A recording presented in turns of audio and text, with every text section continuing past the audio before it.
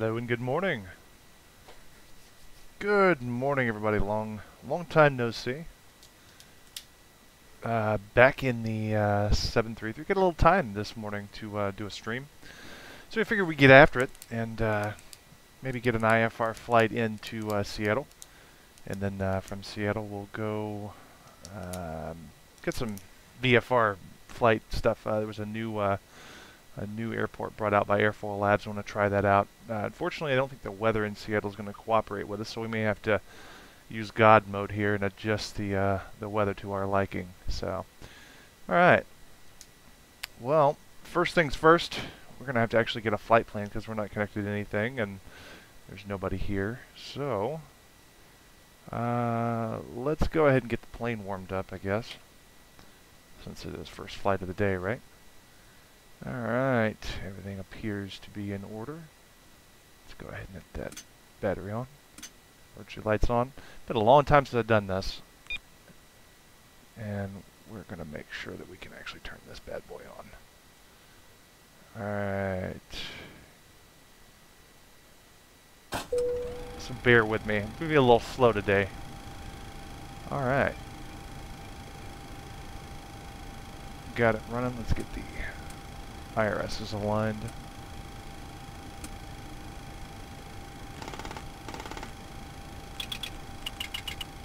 Alright.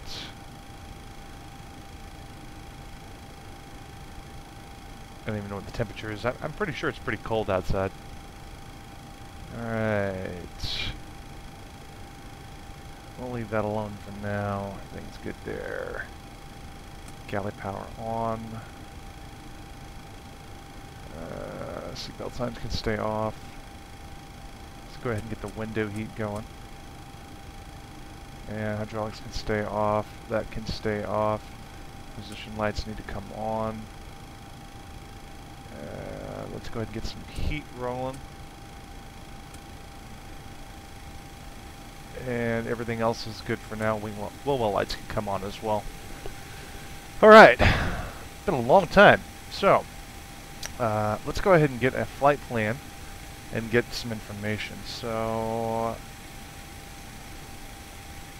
how will we do this? Oh, that's how we will do this. Or do we want to do it like this? It doesn't matter. However you tell me you like it. Trying something new here with this stuff. John Bearfield, what's going on, man? Long time no see. Gonna be doing a little flight here today, buddy. How you doing? Let's go ahead and get this. So this is my new way of kind of going through my flight stuff. So today, John Wayne to Seattle. Seattle, Tacoma, more specifically. And we're going to be SW 133, Boeing 733. Okay, yeah, we're not worried about all that yet. Right now, we just need to figure out what everybody is running up to Seattle. Looks like we're going to be running this. Yep. I did a little bit of pre-flight earlier, so I think I'm pretty good. That's our route for the most part. And we'll go ahead and close that out. We don't need it. Go ahead and copy this route over. Paste it in here. Alright, so 480, cruising altitude. What'd they say? 280, I think the max on this plane is 360. So we're going to go for flight level 360. We're going to shoot for it anyway. Alternate airport. Not really worried about it. Alright, so we don't have anything else. Clearance limits doesn't need to be filled in. Alright, so we have our SEDs and our stars and our route. Now what we need to do is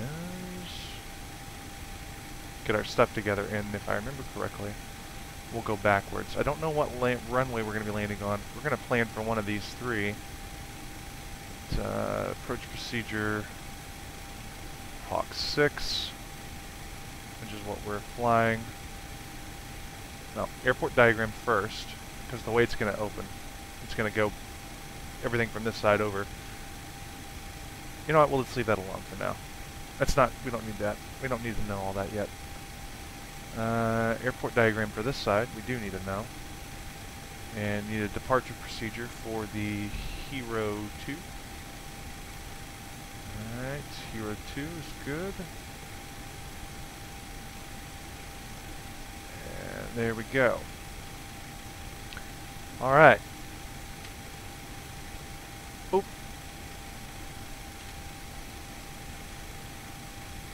Now I'm just waiting to see if the hotkeys switch over, which I think they did. There we go. Alright. Oops. Forgot one thing. Forgot one thing. Got a file. Got a file. I'm all over the place. You can tell I haven't flown a lot. No floods. That needs to be there. Alright, so let's get our filing done here. Marks 480, IFR, alternate. You know what we could do for an alternate? I just thought about this. Alternate.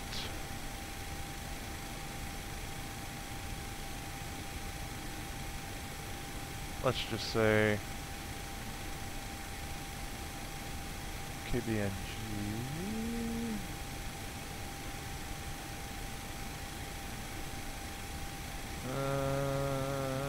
No. Where's my world VFR? There we go.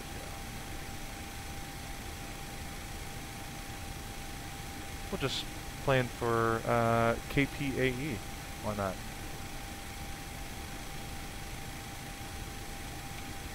I'm not really doing this to spec here. Michael Goya, welcome, sir. Welcome to my my fuddling around at this before we do Pilot Edge. So let it be known, IFR conditions in Seattle. Winds are not bad. Overcast of 500. So this is going to make for a very interesting getting in. We're going to be taking the ILS down, most definitely. Definitely taking the ILS. All right. Well, given that, let's go ahead and get some clearance. Or, let's file, actually. Remember me. Sign in, please. Thank you all. IFR.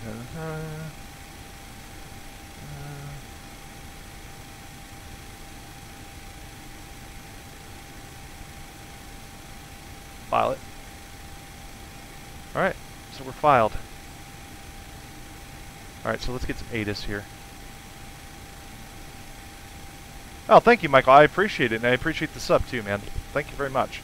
Feel free to talk, chat, whatever. I'm still gonna. I'm a little more involved in some of these flights now, but as I set it up, we'll get into this, and then have a little chat time once we're up in the air. I think nice long flight ahead of us. All right, so let's see. ATIS 126. Well, we're just gonna play it from the website. 20 right. Use caution for bird activity in the vicinity of the airport. Read back all runway assignments, and hold short instructions. All VFR departures, contact clearance delivery with your aircraft type, initial heading, and requested cruise altitude. Operate transponder with Mode C on all taxiways and runways. Advise on initial contact you have Echo. John Wayne Airport Information Echo. 1553 Zulu. Wind variable at 3. Visibility 10. Few clouds at 1000. Temperature 11. Dew point -1. Altimeter 3015. Visual approach runway 20 left, 20 right, in use. Departing runway 20 left, 20 right. Use caution for bird activity in the vicinity of the airport. Okay. Read back. Alright, so, switch back over to sim here. Wait till you guys switch over with me. We got full alignment. Let's go ahead and get this alignment done first. Should have already done that, right? KSNA.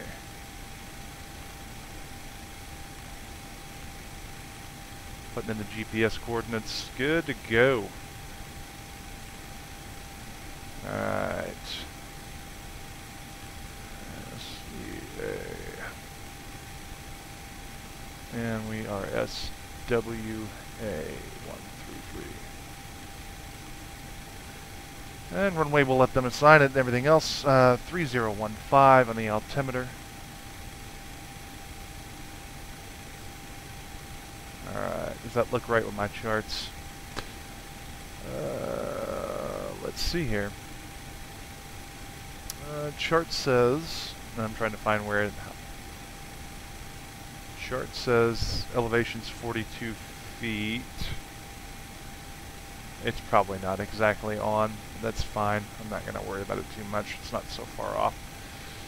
Ooh, guys, we filed, but we need to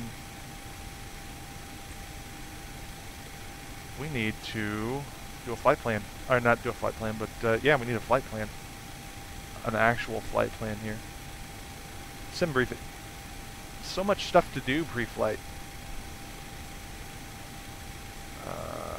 Dispatch system. Yeah. All right. SWA 133. We are departing KSNA to CA. Airframe is a Boeing 733. Come on, there we go. Route of flight will be, of course this thing is going to take forever and not load.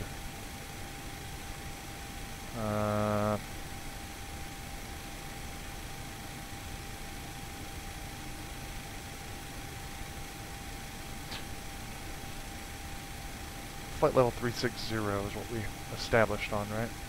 I'll have to refresh this. SWA 133. What PC do I have? I have nothing special, actually, as far as gaming machines go. 32 gigs of RAM, 6700K, and no overclock. Took that off, and a 1080 regular, not TI. So nothing special.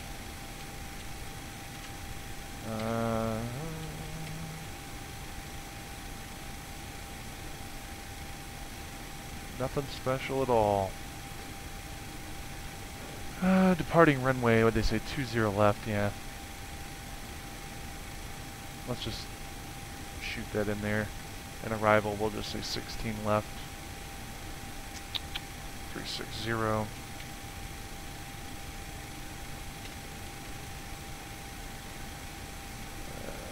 Paste this in. I'll let that assign it automatically. I don't care.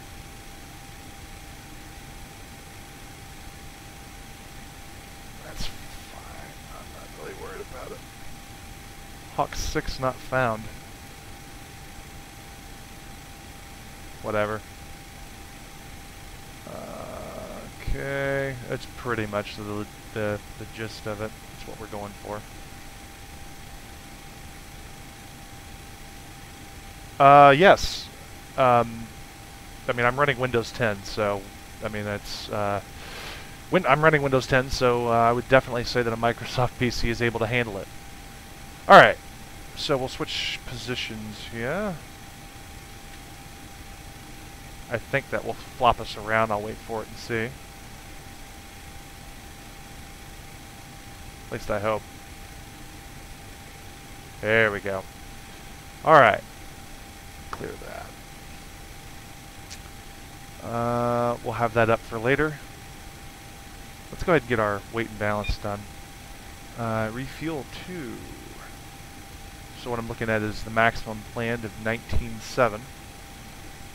So 19.7 here.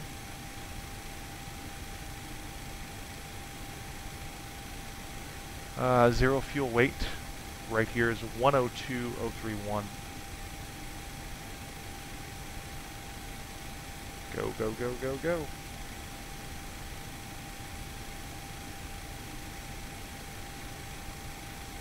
Come on, baby. 102.031. So that's fine. Yep. And center of gravity's fine. Alright, so we got fuel. We got weight. So we're good to set up the plane. Let's go ahead and call for clearance. Ah, shoot. You know what? We did it wrong. Cruise heading and requested cruise altitude. Make sure it's still echo. Operate transponder with mode C on all taxiways and runways. Advise on initial contact you have echo. John Wayne Airport. Alright, we have echo. And let's get connected to Pilot Edge. Connected to Pilot Edge. Okay, so we're connected to Pilot Edge. When is takeoff? Well, takeoff will be as soon as we get everything done. Let's go ahead and get over to clearance delivery 118.0. So we're going to use 118.0.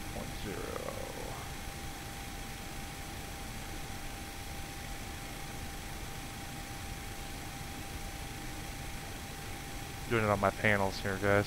Can't see that. Alright. Los Angeles Lord, Cessna, Delta Echo, Delta Foxtrot, VFR to Van Nuys via mini route at 2500. Delta Echo Hotel, November Foxtrot, LA Tower, radar contact 4 miles east of the Los Angeles VOR, LA altimeter 3015, cleared through the Bravo airspace via the mini route and maintain VFR at 2500.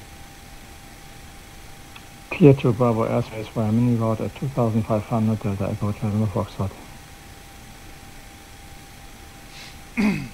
Exact 172 Sierra Papa clear to not Foxtrot, parking your singers.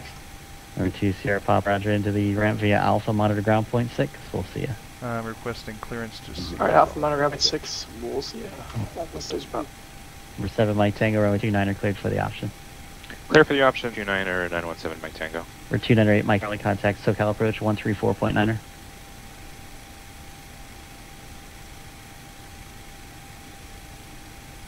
Okay, he must have been out of range.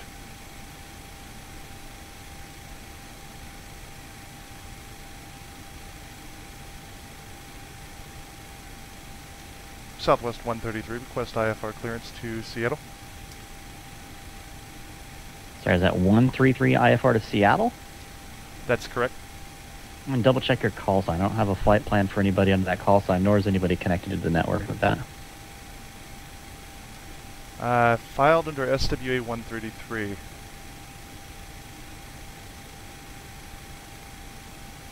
And again, there is nobody connected to the network with Southwest 133 call sign. That's very odd. We'll take a look. Thank you. That's very odd. We file a flight plan. Did we not? 298 Mike Charlie, SoCal approach, roger, Los Angeles altimeter 3015. Let's try this again.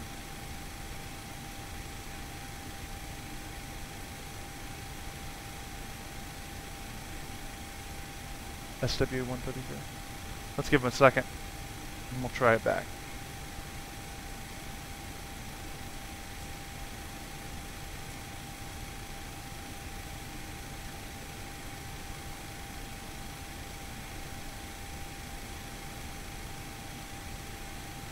John Wayne clearance, Southwest 133, refiled. Try again for clearance to Seattle. Alright, did you disconnect from the network and re-sign in with Southwest 133 call sign?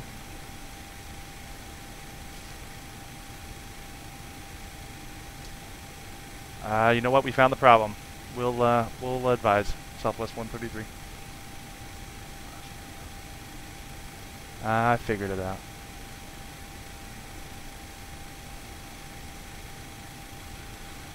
Okay, well, there's the first mistake of the day. Haha, you guys are in for a treat.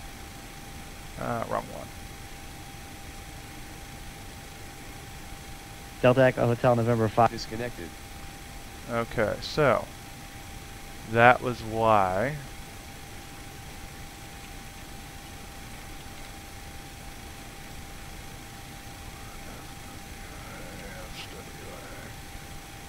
Alright, that's why.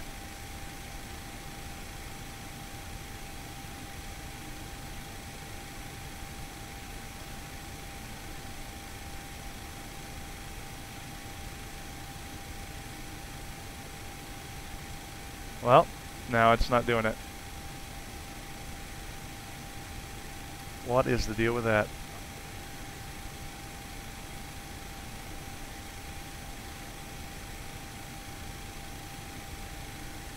Why is it not doing it now? Seriously?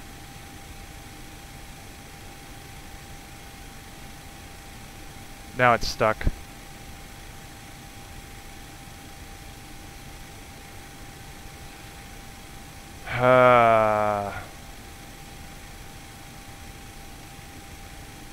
I'm not a happy man right now, guys.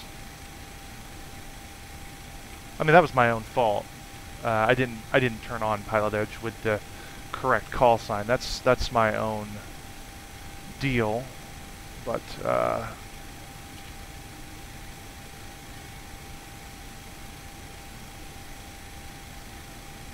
now we're locked up. Now we are locked up.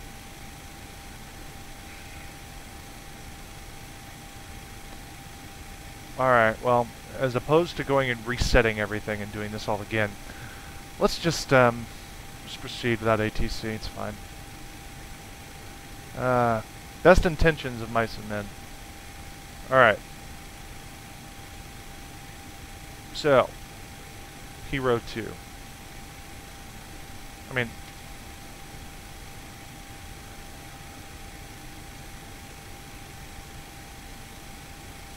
try one more time here.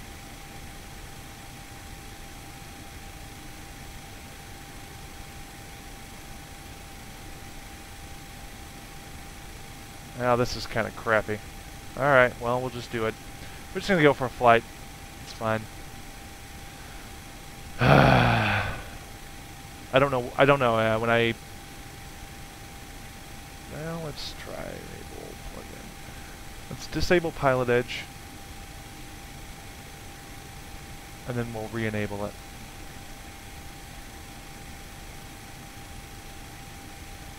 Let's try this again.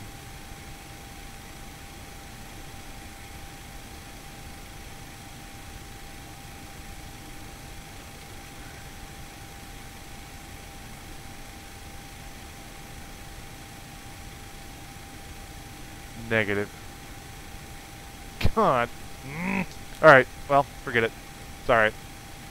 It's alright. We're going to estimate, we're going to take runway 220, let me look at my airport directory here. We're going to take 20 right. So, 20 right.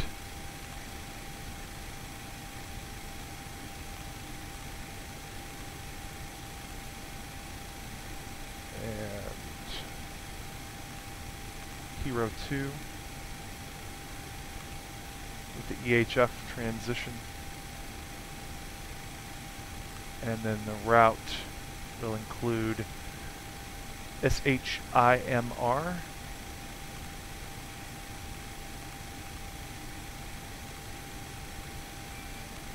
direct, and then LKV.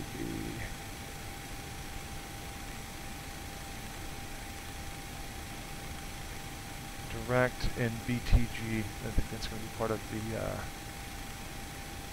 Hawk 6 BTG to the ILS. Let's see what's their airport diagram look like. I want a long runway. 34 right, 16 left. 16 left is landing, so we'll take that. 16 left.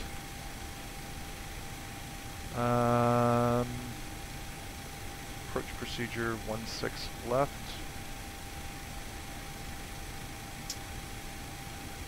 Let's see. Let's do Pine or Pine. PAE. Kind of put us right in line with it. Alright, legs. BTG there.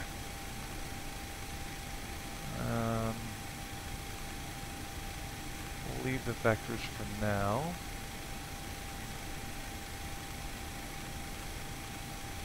One, two.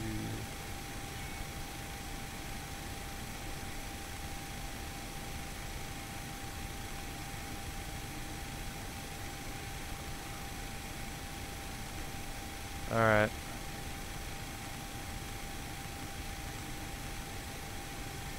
Alright, that's good. That's all we needed. X-Plane 11 is a bit hard. I recommend you try Flight Simulator X first. Thanks, Ryan. I appreciate that, man. Ryan, what's going on, buddy? Okay. Cruise altitude 360. Look at our X-Plane is a little hard for me, yeah. I need the remedial version, please. Zero fuel weight is 102. Reserves 2. This says a cost index of 56. Looks good to me. Cruise wind 338 at 38.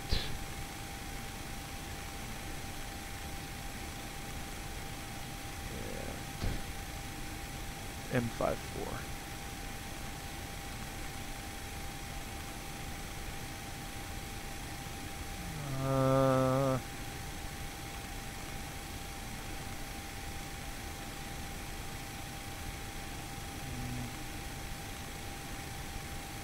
Alright, that's fine. No D-rate. 20. Flaps 5 is good for takeoff. It's a nice long runway. 136, 146. 146, right about there. 138. Right about there. And 136. A little heavy. A little heavy. For us, anyway. There we go. Boom, boom, boom. Get that on there. Alright, let's go ahead and call our pushback truck over and get them hooked up. We're gonna go this. We're gonna need to go this way.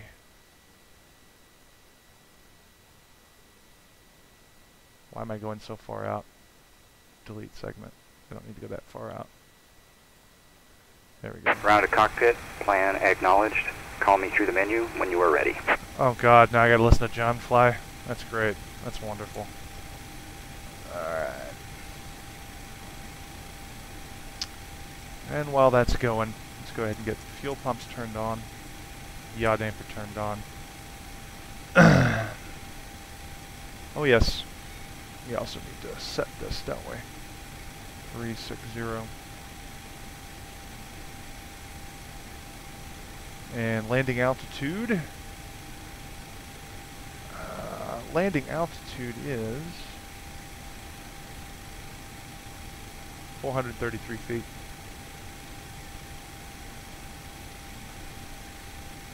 .430 will work just fine. And I think, finally, that's everything we got to do. I think. Let's go ahead and get that running.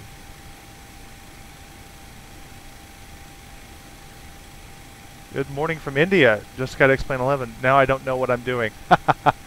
X-Plane 11 is a bit hard. Oh, yeah. Ah, you'll get it. It's not hard. Well, since we don't have air traffic control, I'm just going to set to 10,000 for now. Since we don't have pilot edge. Yay. And we're taking off from 020 left, so I'm going to go ahead and set our heading to 020, which is probably not exact, but it's pretty good in my book. Go ahead and flip the flight directors on. Set speed to 146. 150 is fine for this. I'll just do that. We'll set our auto brakes to RTO. You can tell I haven't flown in a while. There we go. And we will turn off a pack. We'll release these two. Flip on. Restart fans on. Go ahead and turn the hydraulics on. Safe for hydraulics. Let's go ahead and get a sit-down signal. And should be disconnected at this point. Everything should be good.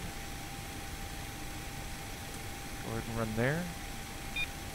Yep, everything's clear.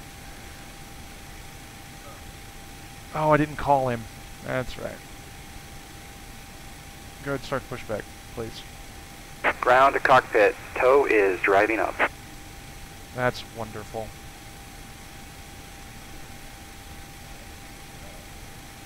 Alright. Altimeters are set. We are fuel. We're running on APU. We are independent from ground power.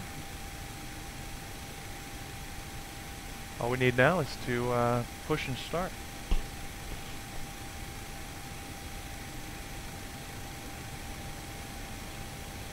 This is going to take forever.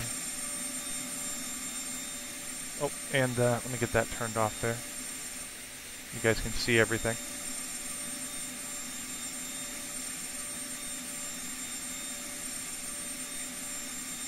Come on. Okay, all doors and hatches are closed, ready to connect. It did, John. I think John Fly actually, because he did the interview with the guy that the developer, he got his voice on it. Pretty cool, actually. But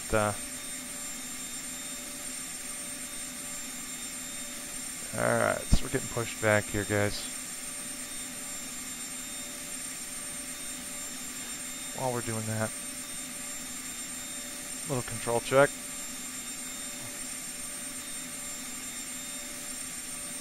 Looks good to me. We'll check rudders when we... Come on, yo. So connected and bypass pin inserted. Release parking brake. Alright, we'll release parking brake when we're ready to start. We're going to squawk 3,000 because, well, why not? 3,000. Because we're not logged into jack nothing. We'll try to connect again. One more time.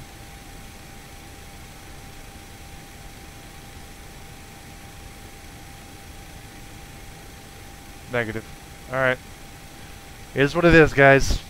I'll have to go this one alone. I don't have pilot ATC set up, so we're just gonna have to wing this one. Alright. Let's push back. Oh, yeah. Release parking brake. Starting pushback, and you may start engines. Thank you so much for that. And let's go ahead and get anti-collision lights on the right, and let's start up too.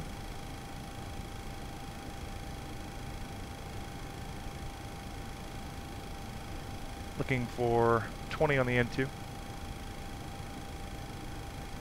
Yeah, the voice is definitely John Fly. Alright, 20 N2. Let's add the fuel.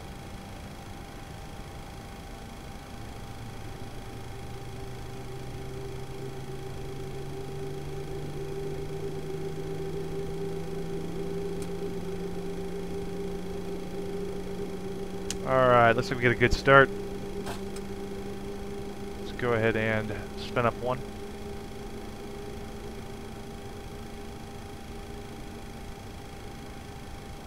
Harry Wang, what's going on, my black phallus brother?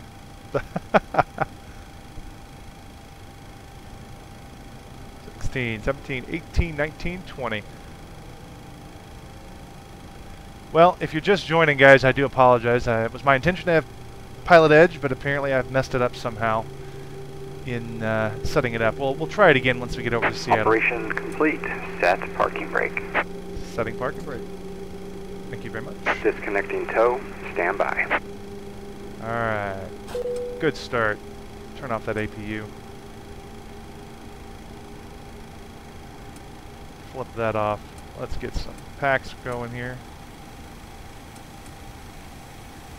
Flip those on. Pitot heat is on. Yaw damper's on.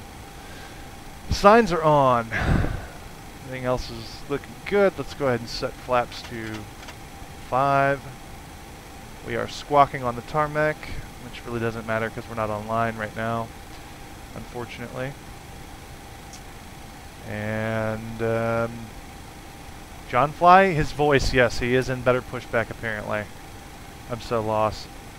Can you link me for the update, please? So John, is disconnected and bypass pin has been removed. Hand signal will be on the left. We'll see you next time. Have a safe flight. I tell you what, John, I'm going to look for this right now. Better pushback. And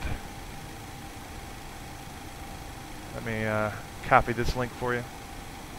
Paste it right in there. There you are, sir. Alright. Good, good, good, good, good. Let's go ahead and get our runway turn-off lights and taxi lights on. I'll go ahead and set continuous ignition.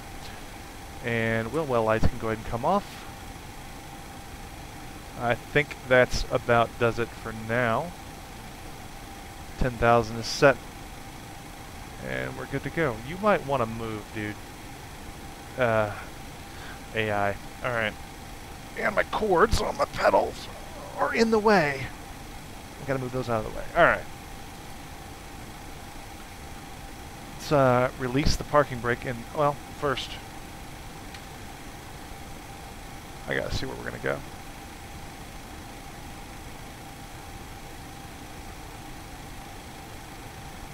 So we're here. It's gonna pop up for you guys in a second. Wrong one. There we go. We're here. We're gonna go down to Lima and across 20 left and then cross over to 20 right. That's it. That's how we're gonna do it. Alright. Releasing the brakes.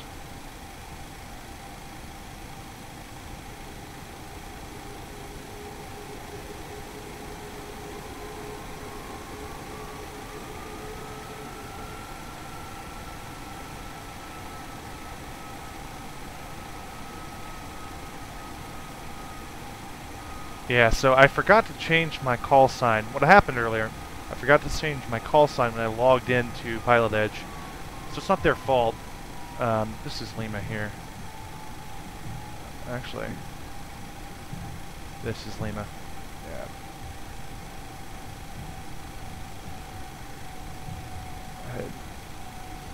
There's no one coming, but we're still gonna look anyway. It's good form.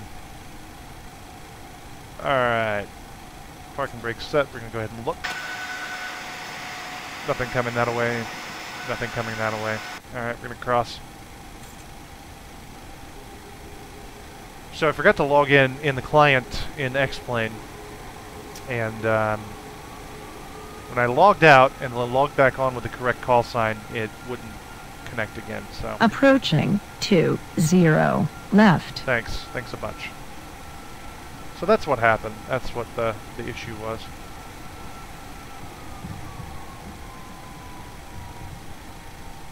Alright. We're going to hold short. Get set up. Take off. Alright. Holding short. Let's go ahead and get some landing lights on. That's set. Let's go ahead and pressurize the cabin. Final checks. Let's go ahead and auto throttle arm. It is nice having panels to actually do this correctly. Transponder's already on. Everything is good. Good, good, good, good, good. Alright. Release the brakes. Now let's go flying.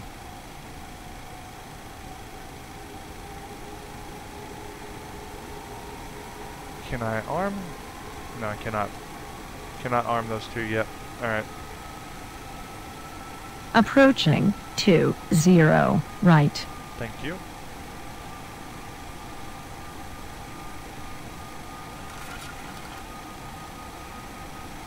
You know what? I just thought about that. Ha ha ha ha. Oh yeah. Almost fell into my old trap. Not today, boys. Not today.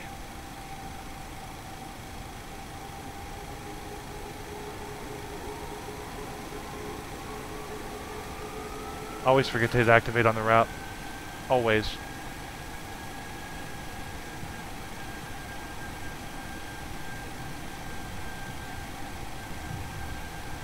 On runway 20 right. And 3, 2, Toga.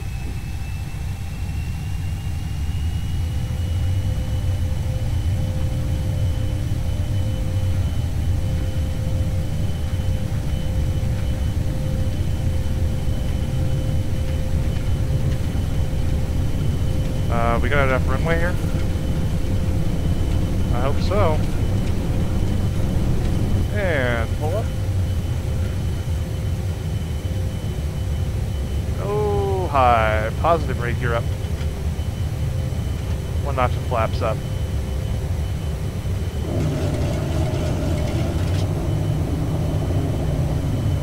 And we'll go AP. Heading mode. Nav. VNav.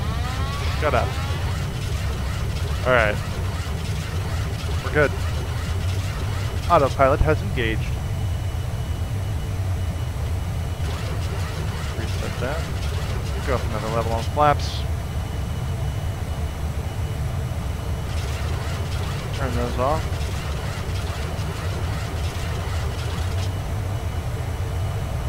And here we go.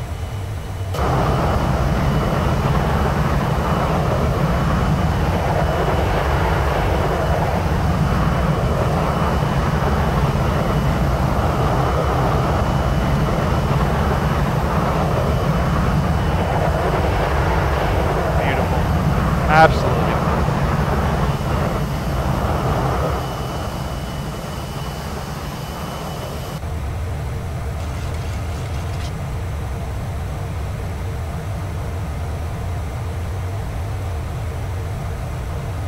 There we go.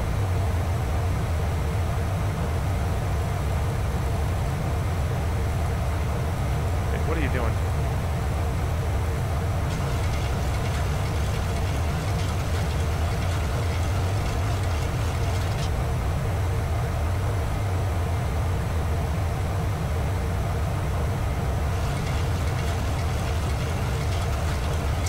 GPU is disconnected, yes sir. Mr. Fick, yes sir.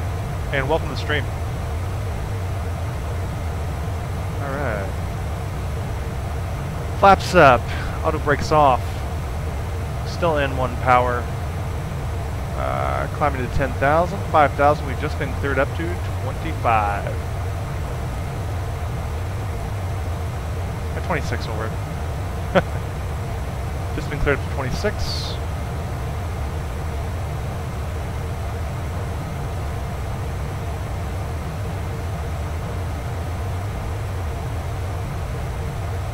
Eric Harding, welcome, man.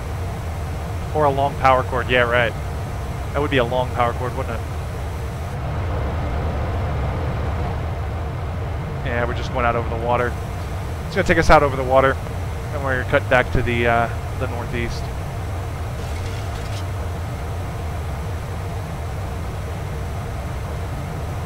No problem, John. My pleasure.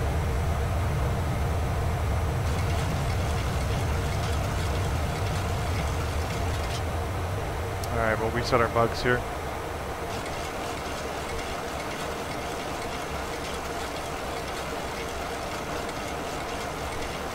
Somewhat normal.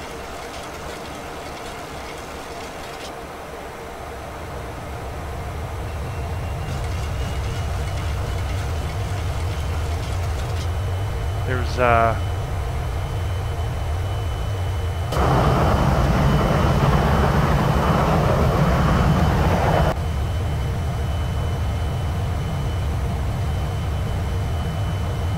Yeah, same here. I love the IXEG. It's probably still my favorite plane to fly. Like an airliner, anyway. I still don't have the A320. I'm not cool enough to have the A320 yet.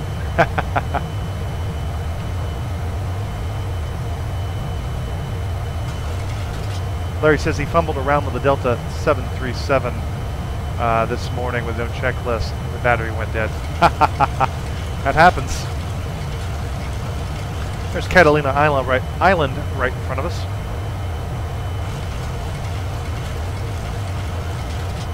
I love GA flights out there. I have it. I'm done with that. I'm done with IVO. Well, it's my first attempt with X-plane. But the IXEG has its charms. Yes, it does.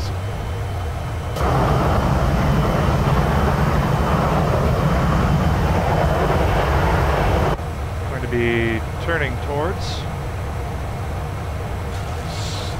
Sniper. Is that what that is? Sniper.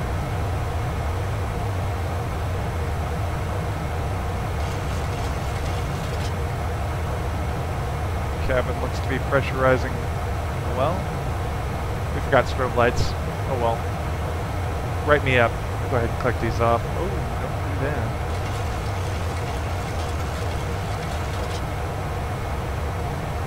And we go ahead and turn these off.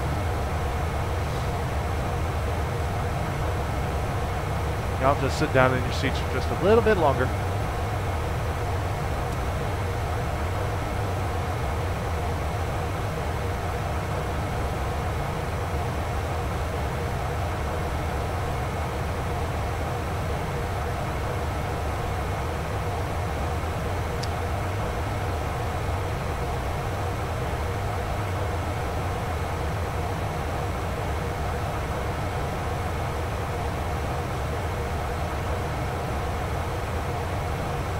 Don't lose any settings or anything that are pushed back.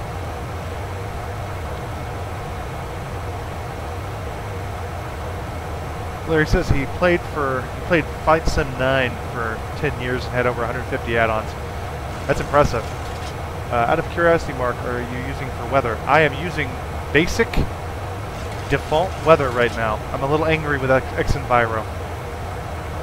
It's not acting right. Let's just put it that way.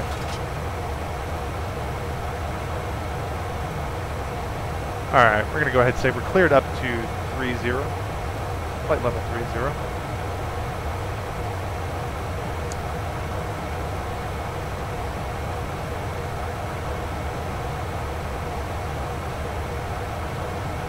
Yeah, this is just basic stock X-plane weather. Nothing fancy. I've got XEnviro, but I currently have it disabled. This suits my purpose just fine.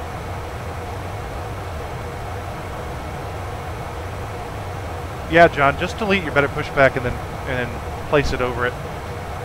Unless you have normal settings, you have nothing to worry about. Like any special settings with it.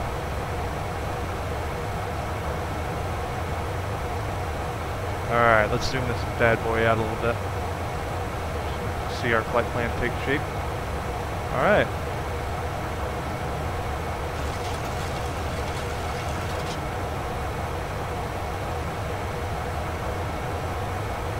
And we're going to go ahead and set to 2992. As we get up there to 18.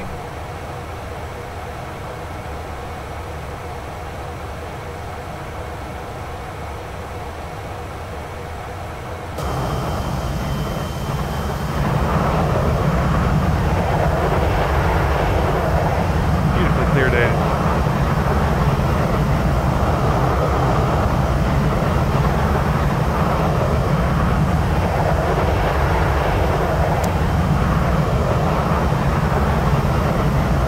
Eric says, I have it as well, but I'm having some issues. Recently at SkyMax, but it's an FPS hog. It's FPS hog, yeah. Yeah, I'm looking forward to 1.08. I know a lot of guys are talking good things about it, so we'll see. I don't fly as much as I used to. But I'm kind of getting to the point where when I flip it on, I don't want to mess with it so much. and I'm spending, before I can even fly, I'm spending a lot of time, guys, just getting stuff set up. And it's a bit annoying, I'm not going to lie. You know, sometimes you just want to push the button and have the best options and go. But, and the updates change things so often that everybody's got to adjust, and it just makes it a very difficult thing to keep up with. Alright guys, I'm going to leave you with a seat, and Captain Mark is going to have to go and take the, visit the laboratory, and then they'll be right back.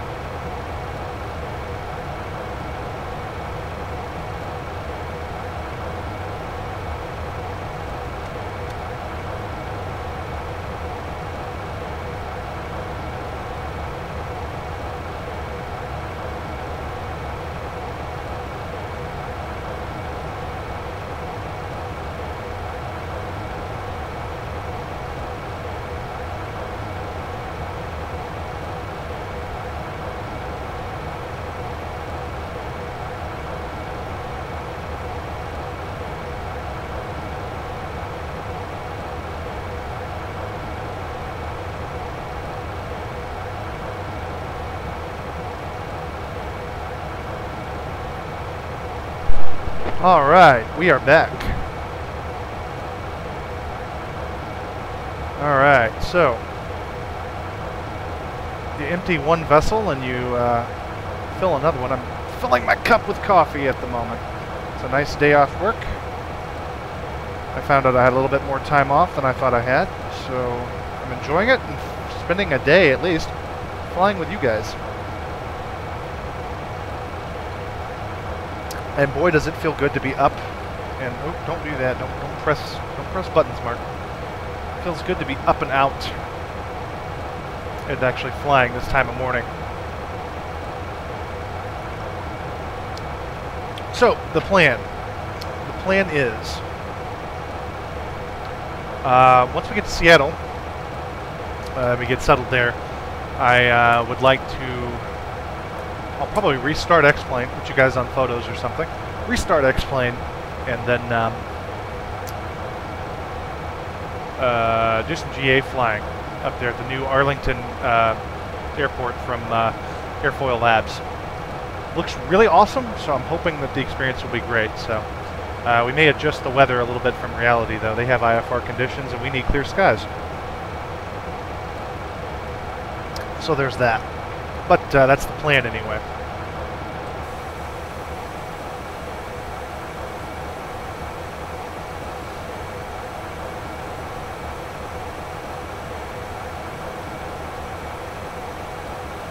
All right. So how's everybody been? I know John. John's a long-time viewer and flight buddy. And how's everybody else doing out there?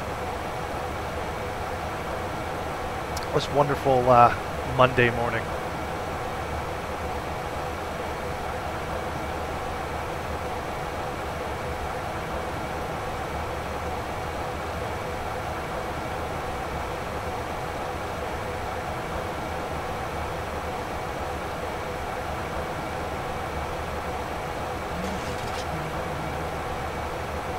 Let's go and get up now, I guess.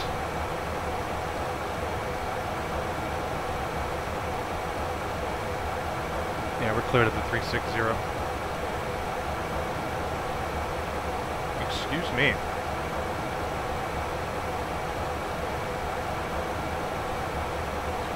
So where do we be? Now that I'm no longer using Pilot ATC, it becomes a little bit, well, I use it, I just don't use it now that I have Pilot Edge. When Pilot Edge works, watch it connect. Yeah, it's not going to connect again.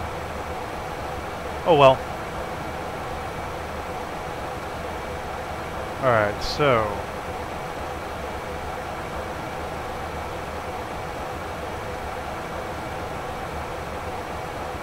Kimo Helzer...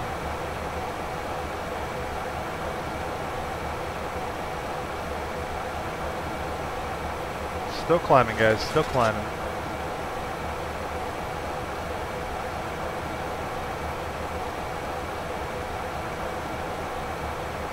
I heard Amtrak in a terrible wreck near Seattle or Tacoma. New route for them. Oh yeah, I didn't hear that, Larry. Didn't know that at all. I'll have to check the news.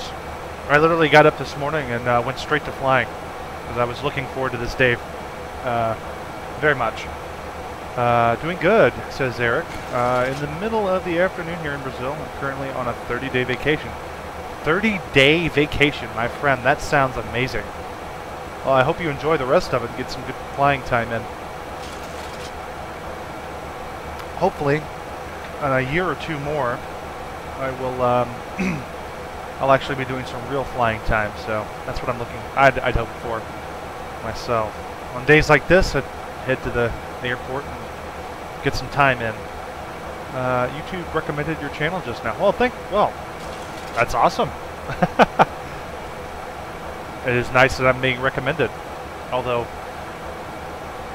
kind of the audience of my channel is more just flight enthusiast folks, not necessarily fun and games.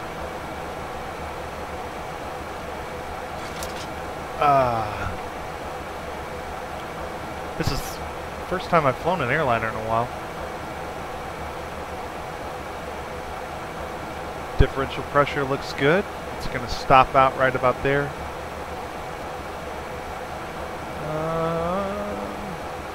Voltages look good.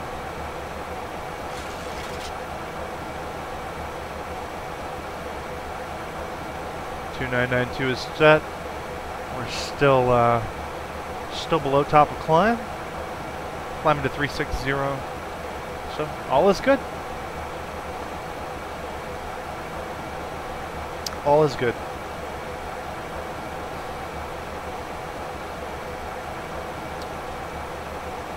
Have to deal with this in a second. Actually, I'll stick you guys. I'll have to remember which ones my hotkeys are for the stream. Always try to remember. There we go. Or actually, do this and do this hotkey.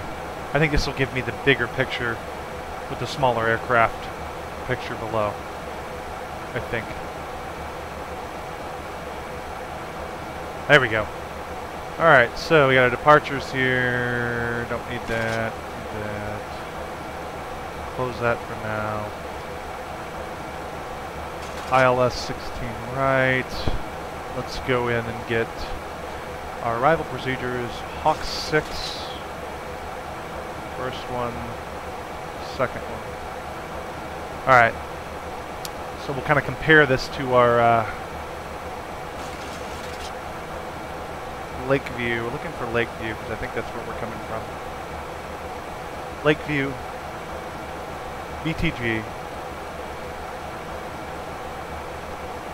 Petra, Krieg, Hawks.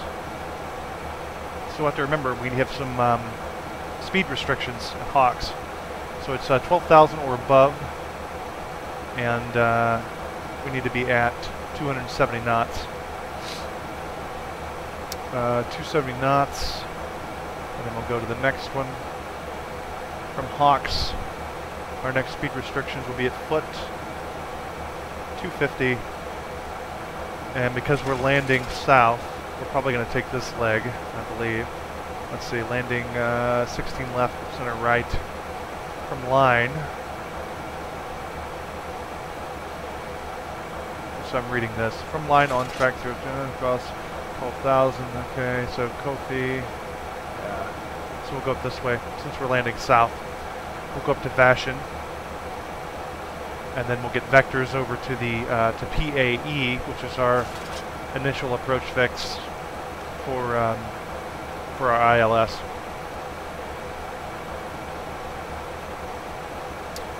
In fact, we don't even need the vectors really. I'll just go ahead and set that. We're just going to go straight to it.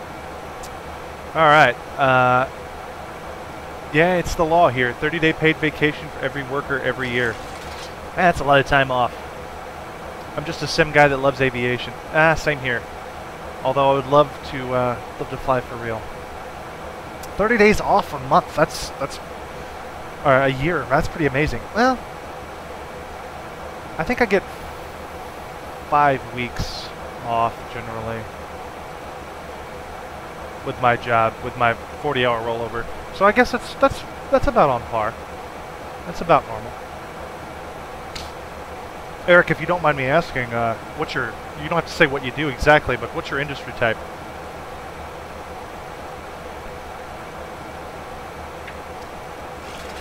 Let's get another view.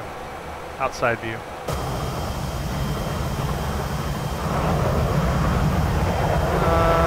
Let's turn down that volume just a bit.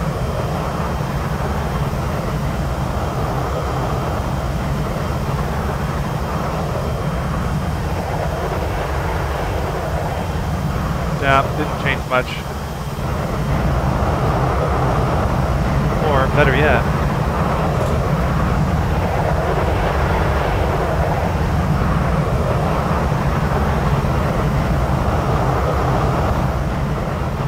just turn that down a little bit. Look at that, beautiful.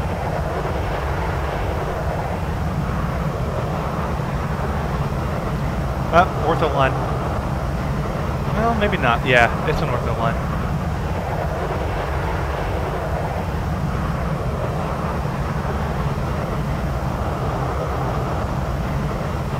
This is one way to see the country if you can't travel and see it for yourself. This is the next best thing in my opinion. Except for that line.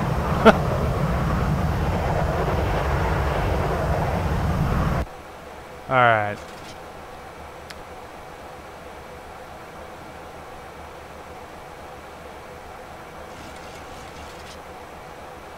Tanks are pretty much even. That's good. That's what we're looking for. Squawking 3000. 360. Alright. So, anyway, that's what we'll do. And I forgot to switch you guys back. That is what we will do. We'll just have to pay attention to our routes. And I'll kind of fill you guys in as we go. I'm an IT, I'm a project analyst. Ah, nice, nice. I find that a lot of guys who are in IT like to flight sim, or at least guys who touch technology on a daily basis. I guess because this is at the forefront of simulation, for the most part, right? It just has the allure. Having to mess with everything and get it fixed, and so much of this is just configuring options and testing things out.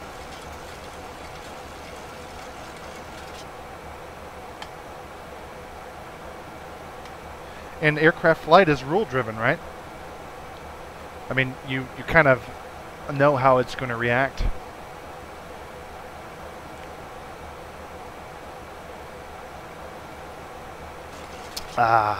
Feels good to be streaming again. Oh, let's see what's on over here. Look at these mountains over here. Nice. The Sierra Nevada.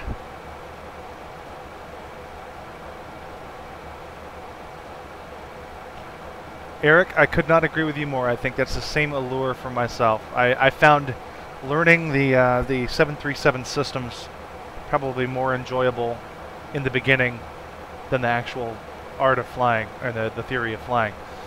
But as time went on, you start to become more interested in in communications and the right way to do things, and before you know it, you're flying a Cessna around for fun, as opposed to an airliner. So it just kind of develops that way. But yeah, I totally agree with you. It's the systems that was initially the lure for myself as well.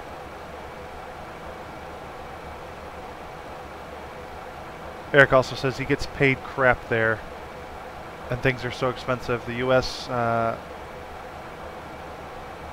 Brazilian currency exchange is almost 4 to 1. Oh wow. Well, if you're afraid of currency devaluation, I would always recommend Bitcoin.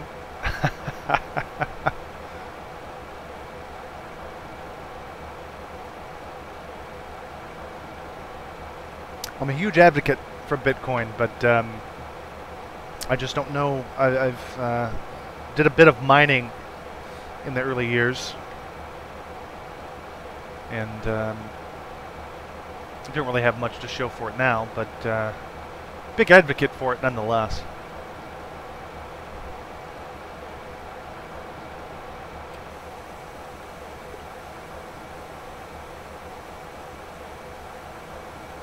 Where are we?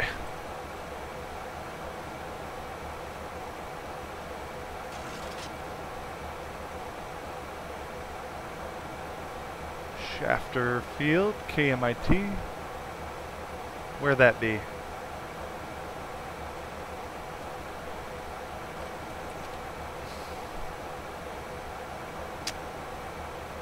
Well, that's not what I was looking for. KMIT.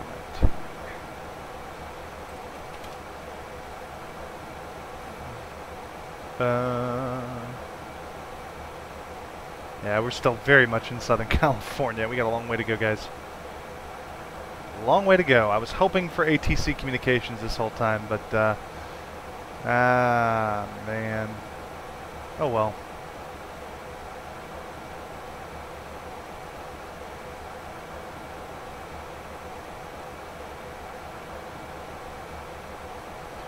Here it's not worth it. It's more expensive power than its rewards. Yeah, I would not be involved with mining Bitcoin now. I turned off my miners a long time ago. It's electricity even here is way too expensive, and the technology level advances so rapidly that pretty much the only guys making money mining are the big farms. Started the wrong way in simulation. I only fly airliners. I have to learn GA. Even though I know communications charting procedures and ATC immersion takes it to another level. I agree with you, Eric. I, like you, in exactly the same way. I started with airliners. I did it the backwards way that I think most people, you come in and go, oh my goodness, we can fly a 737. So I actually learned, this is the aircraft I learned to fly on last year, about this time. I started learning to fly. I still haven't learned to fly it. But I can make it do things, the way I look at it. But yeah, it just kind of it explodes from there. But now my new thing is trying to do GA, because GA, in my opinion, is harder. Doing GA stuff is harder. It actually requires some skill.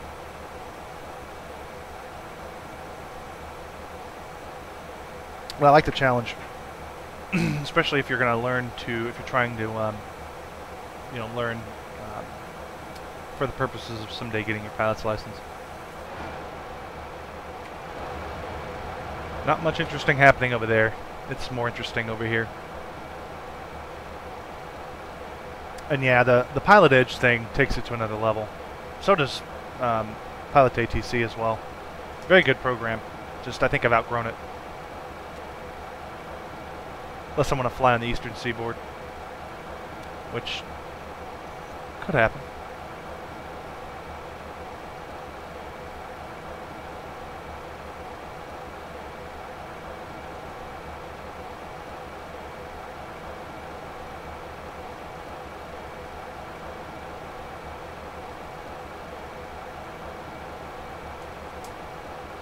Looks like Larry created the Delta and TWA livery on FS9, the 757. Larry, you'd have to. I never flew. I think the only Microsoft Flight Simulator I briefly ever touched. I'm relatively new to flight simming, guys. The only one I ever touched was I think Flight Sim 8, and very briefly I didn't have a computer that would run it. I bought it and was very disappointed because without online access at the time, in my teenage years, without being able to get online, couldn't really do much with it. You didn't really know what you were doing or how you were doing it, or, you know, the online experience is really what changed flight simming for me anyway. I only fly online IVAO, but I heard Pilot Edge is a whole different level. It is, and I really, really, really wanted to be able to show you guys this, but alas, I can't even log in because again, I messed up. I didn't set my call sign correctly. It was still set on my GA call sign. So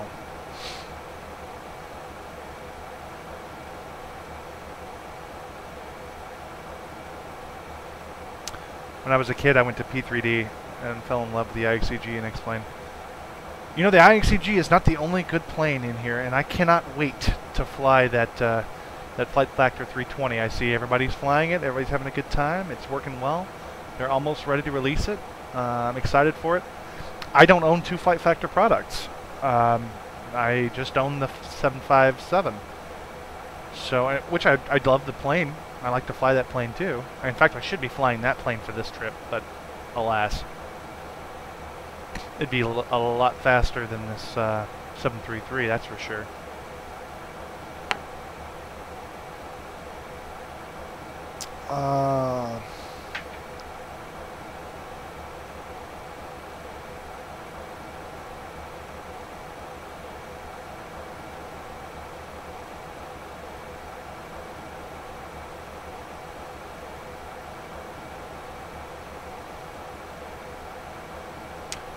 Show it. Don't worry. I subbed the channel, and you can show us another day. All right, yeah, fair trade. In fact, I hope maybe I'll show you some GA communications later on when we get to Seattle. My whole plan was to fly up to Seattle and then fly to that new airport from Airfoil Labs, or fly around that airport. But alas, best laid plans. Don't worry, I said there. Neither did I. Sent an email.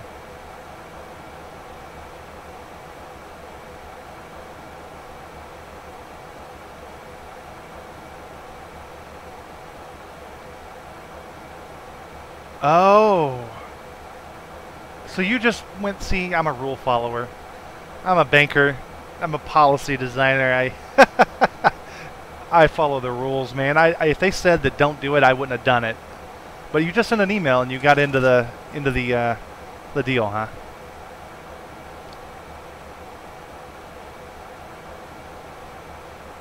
I know two Avianca A320 real pilots. They say that the systems on the Flight Factor A320 are one of the most realistic they've ever seen. Nice. That's kind of what I've been hearing.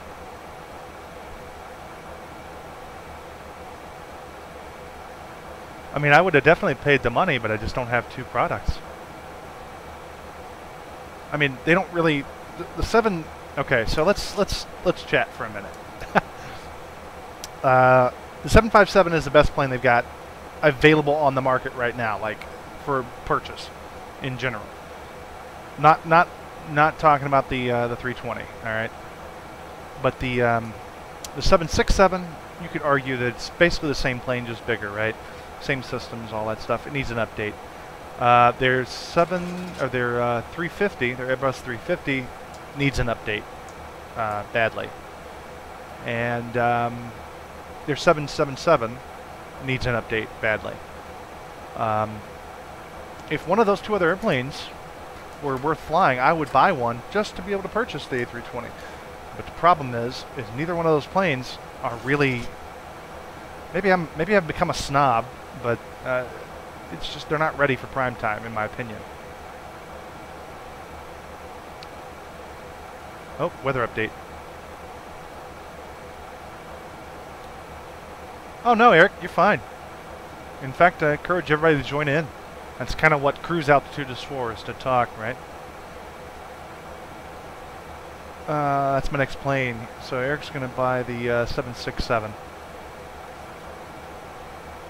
Yeah, but I'm glad you told me that, because, you know, I just figured, oh, well, you're excluded because you didn't buy, you don't own two products. Oh, well, I should have broke the rules a little, right?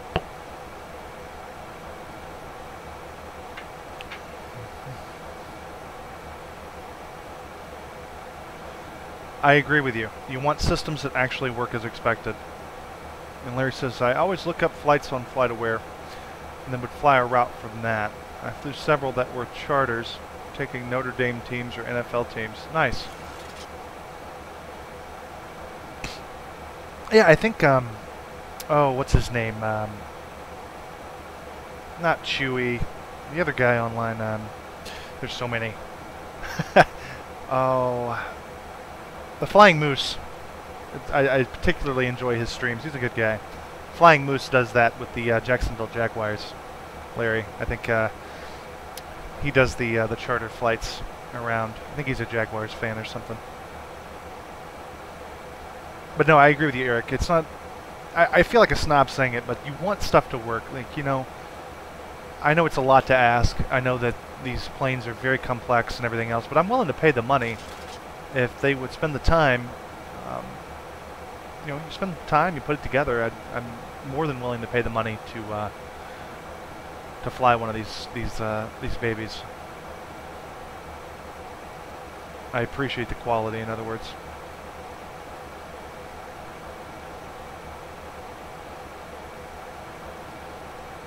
Yeah, running into some clouds as we get up closer to the north here.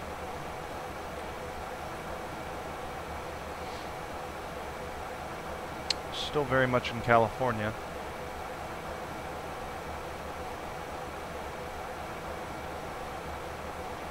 Yeah, I prefer the VFR sectional anyway.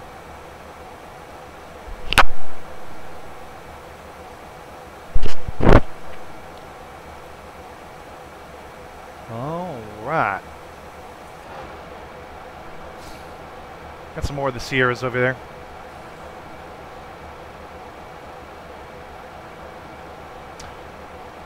And Eric, I see you just subscribed 24 minutes ago. I think I already told you thank you, but thank you nonetheless. I appreciate it, man. I have no commercial ambitions in my streaming. I do it for my enjoyment and your enjoyment, and hopefully your enjoyment. But for my enjoyment, mostly. But much appreciated, guys. I appreciate it. Words of encouragement and subscribers are always good. And just got a notice on my phone that Larry has also subscribed, and thank you very much, man. Much appreciated. Much appreciated. Feeling the love today, guys. Feeling the love at 36,000 feet. Eric says he would pay it too. The IXEG has some systems missing. Yeah, hold's a big one, actually. I haven't implemented yet since the updates are not up, but I love it anyways. Yeah, the IXEG is pretty much complete except for a few pieces here and there. Holds are the big one, especially if you fly on Pilot Edge. You may have to enter a hold. And that may be a deal breaker for you using a particular SID or star or something, if there's a procedure hold as part of it. But, you know, get a better view of the outside. There we go.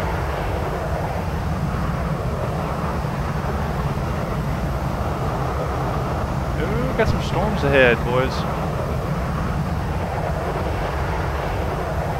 I think we have icing as well.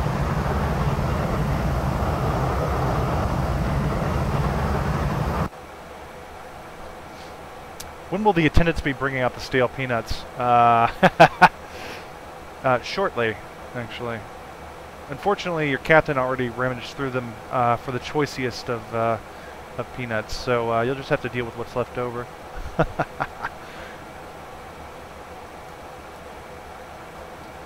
ATC, you have to do it by hand. Yeah, you know, you could fly a hold by hand, but I don't really want to. I'm lazy like that, not unless I'm like in a Cessna or something.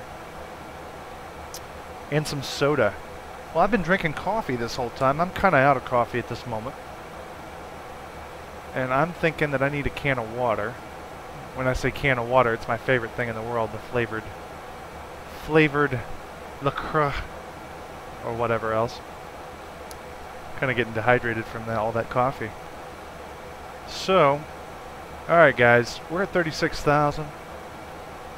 We're still flying. We're nowhere near our destination, so I'm going to head back to the galley.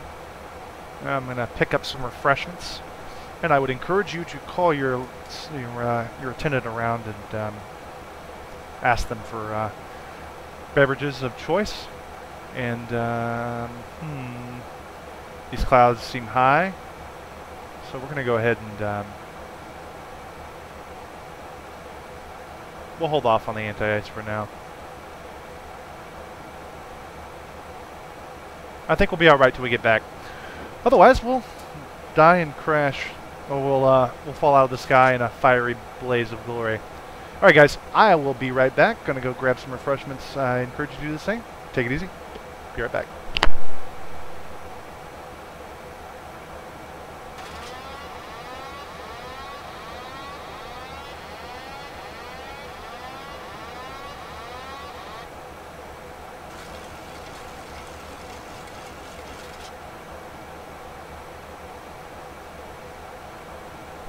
And that's what happens when you bump your your yoke on the way out. So anyway, be back.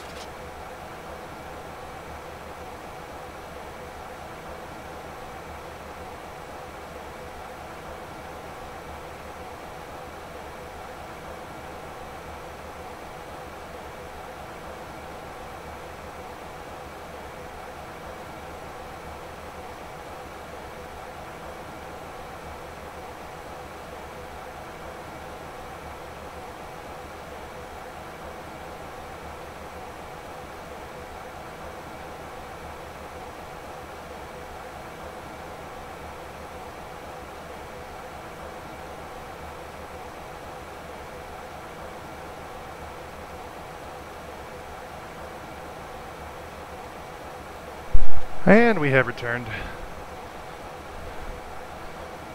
Alright. There's a bug on the IXEG regarding stars. If there's a between restriction, the plane will not initiate a descent. Well, we're probably going to initiate the descent on our own anyway, so we'll be, we should be okay there.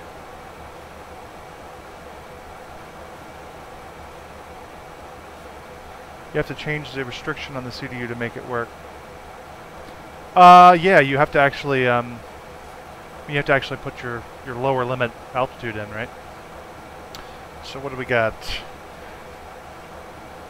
We got La Croix and Belleville Lemon from the wonderful store, if you're not from the United States, called Aldi's, and it is amazing.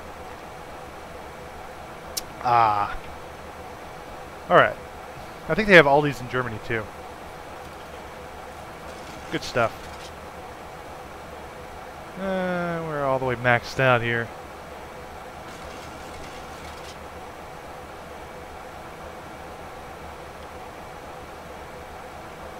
So we'll be transitioning here shortly.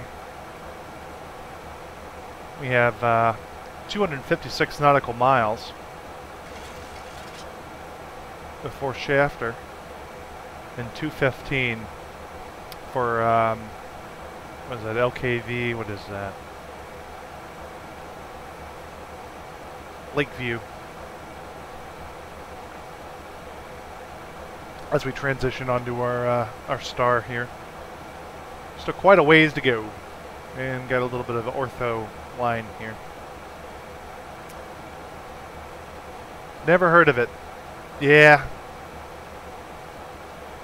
Good stuff though. It's like a discount store, but it's like a weird it's like a weird thing in the United States. It's discount stores have become popular. Like it used to be, oh, you know, name brand everything, and now it's the cool thing is not to be so name brand on some things. Popular culture, I don't get it.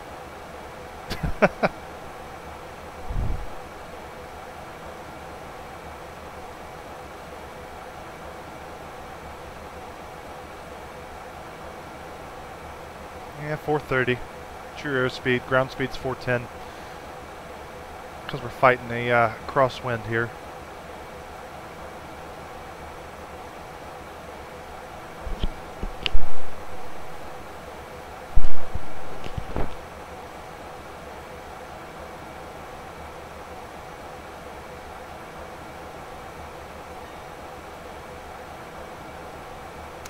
Oh yeah, you gotta have ortho, man.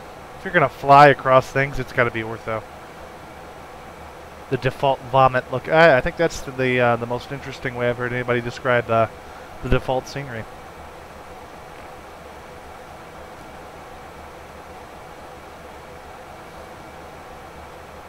Vomit.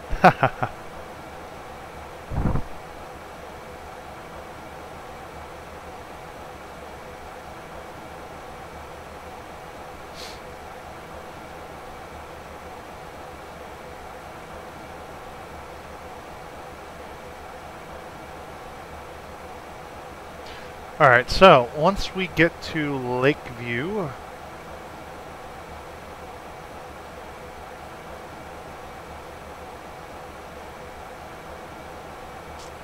we'll go ahead and start thinking about our descent. But we still got a ways to go. A long ways.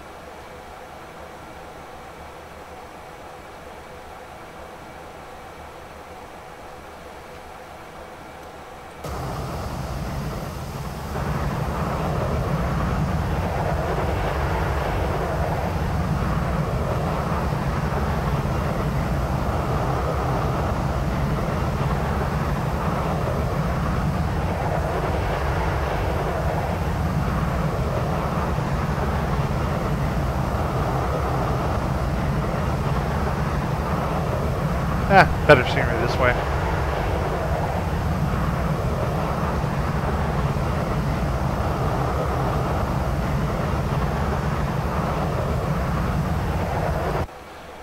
Yeah, I think the guys at Leminar should take notice that one of the best things they've got about X-Plane is the ortho packages that people have developed, and it would probably be wise of them to make some deals with Google or any of the other map ortho image providers to integrate some of this stuff into their sim. I think that would be a killer deal to integrate some of that stuff into the sim from the manufacturer, because you're really not you know, the only person you're hurting by doing that is Orbex, right? Because Orbex, you know, they don't want you to be able to do that, but that'd be a killer feature.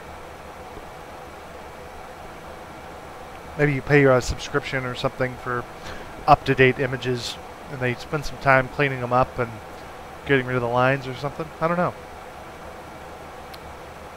It beats Orbex. Yeah. Oh yeah. And this is all free.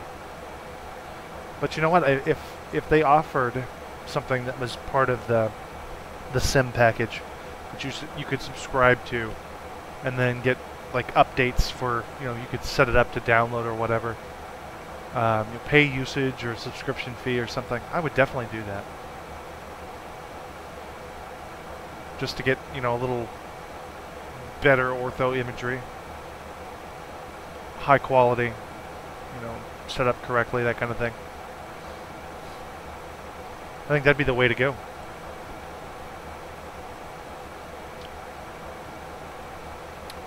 I hate that gap on meshes as well in front. Yeah.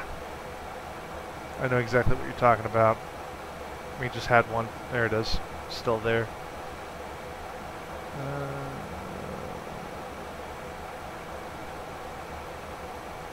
So yeah, I did that for Brazil. That's a lot of ortho. One thing you learn when you do ortho is it takes up a lot of space. We've got the entire U.S. covered. It's not perfect, but it's better than nothing.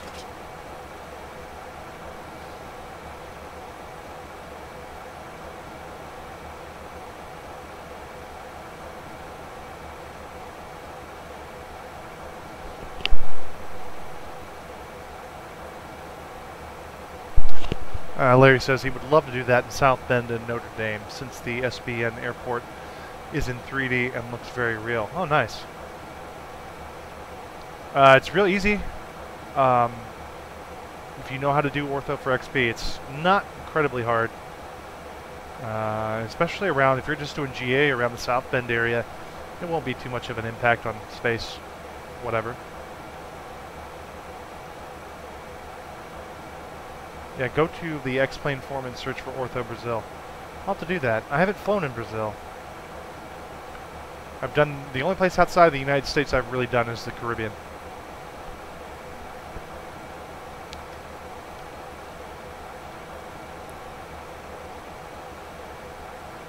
Yeah, man, if you're gonna fly, Larry, if you're gonna fly X-Plane, you really gotta spend the time to do the ortho. It's the best feature, bar none. Just wish the developers of X-Plane would do that. Maybe pay the guy who wrote Ortho for XP, bring him on board, and then build some kind of like system that's built into it to do ortho overlays on a subscription model, maybe. Who knows?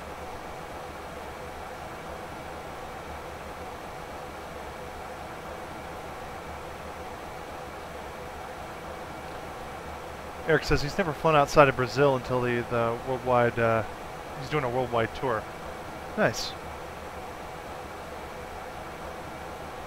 Larry says he has the time, he's retired. Well, go right ahead. I personally set up Ortho for XP and run it at night, or I did when I was building my my sceneries.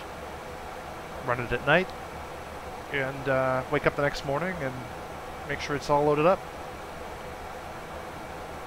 Worked well that way. Did the whole United States in about a month.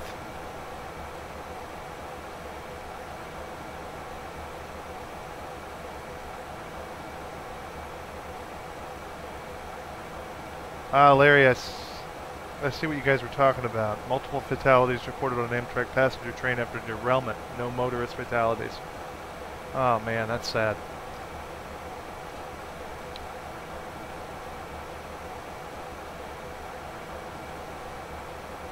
Oh, what happened? I don't know. Alright, as soon as we get to Lakeview, we'll start talking about descent. But right now, we're still good.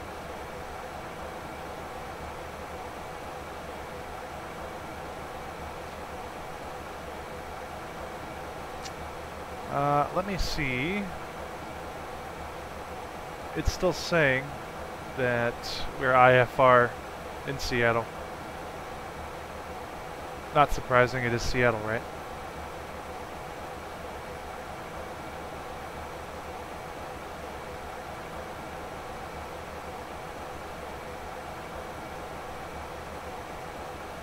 X-Plane, Ortho for XP, real, photoreal scenery, full tutorial. Yeah, any of those, you just search YouTube and you'll find all kinds of stuff. I mean, they'll walk you through exactly how to do it, man. It's not super difficult.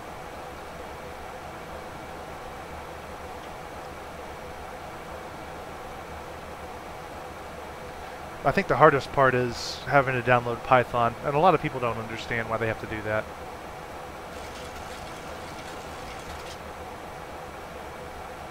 Alright, turning towards Lakeview.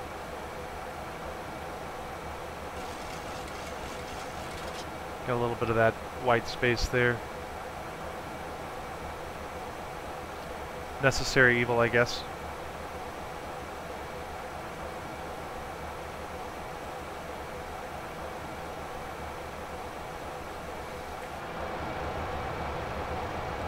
I think this is my favorite seat in a plane. I sit usually right here when I'm flying. right over the extension of the engine. So.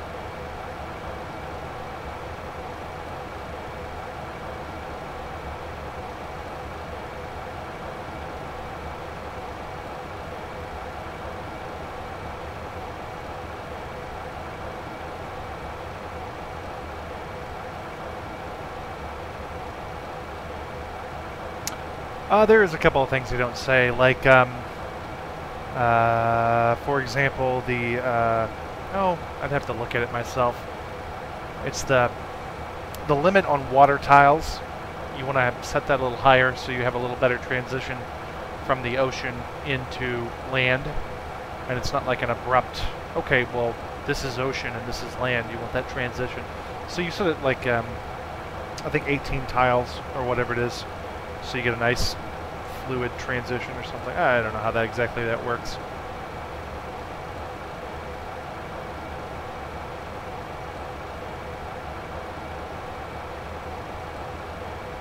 Oh, so Eric, you've actually generated this stuff already.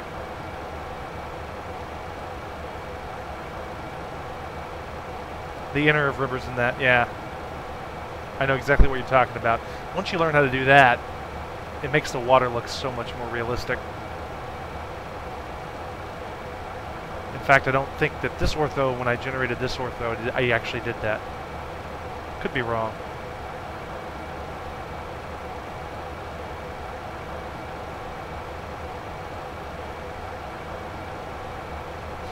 Let's go to the cockpit real quick.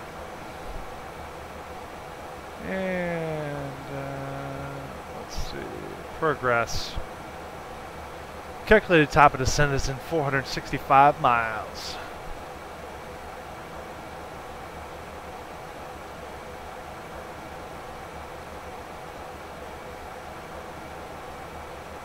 I hope we got enough fuel. I think we do. I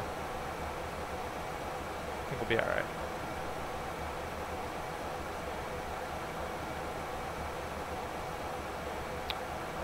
Oh yeah, and available for download from the forum and the links and all that. It's 150 gigabytes. Holy moly.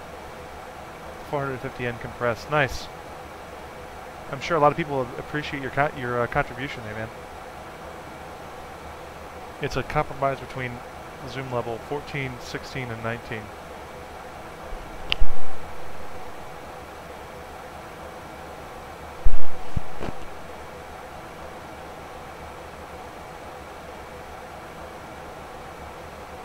Oh, what's this? Got a little high lake here. There you go. That's exactly what we're talking about. That little body of... Actually, I don't even think it picks it up as a body of water. And if it does, I can't tell. That's nice. All of mine is level 16.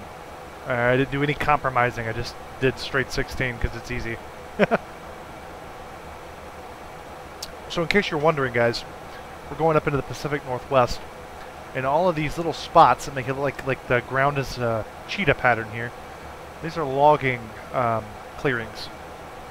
Areas where timber has been forested and cleared and moved on. So that's what it looks like.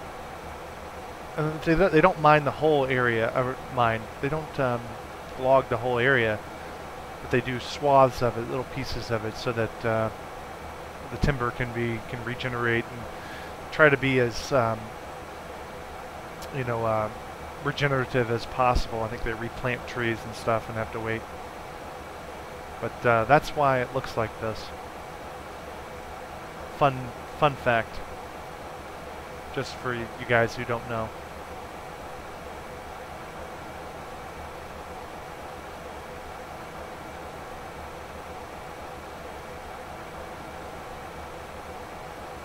That's a lot of logging, as far as the eye can see.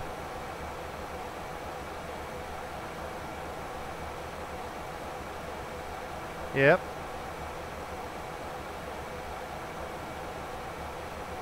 Just wait till we get closer to Washington State. It becomes more and more and more prevalent.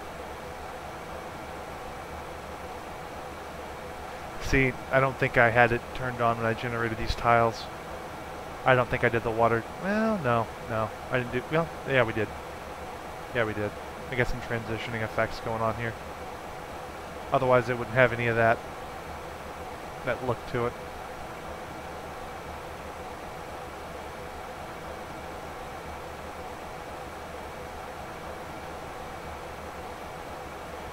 Like I said, if you can't afford to fly around and do this in the real world, Flight Sim with Ortho will teach you a lot about your geography.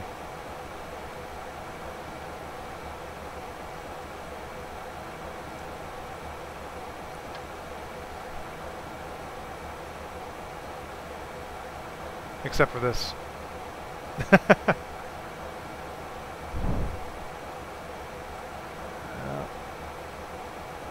So I can't tell if these are clouds or rock. Yeah, it's just rock.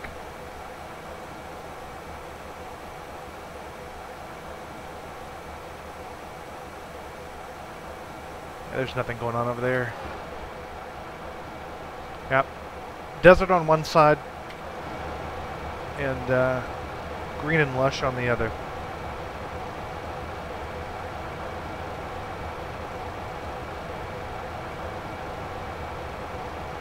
Typical mountain effect on moisture.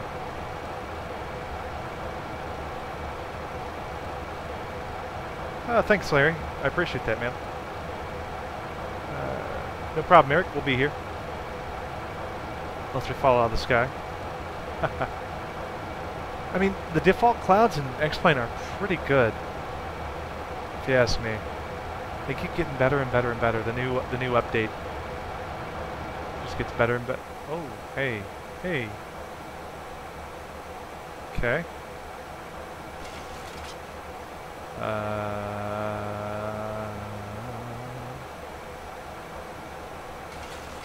Oh, I don't know. I didn't mean to do that.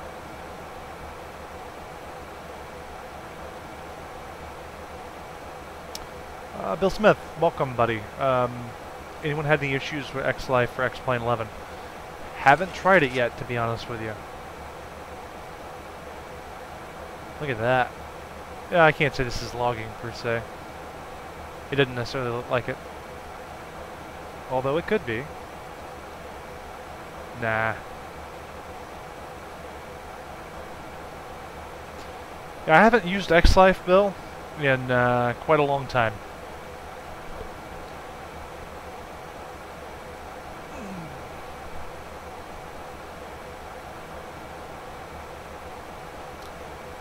I feel bad for Jar Design though. I mean, they have some good ideas. They just don't develop them all the way. I don't think they don't take them all the way to fruition, or they don't fully develop their ideas.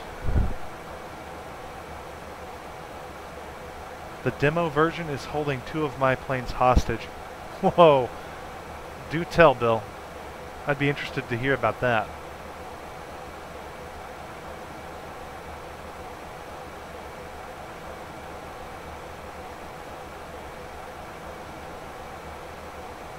Like, what's it doing, man? That's shady. That's just shady. That's shady palm tree business right there.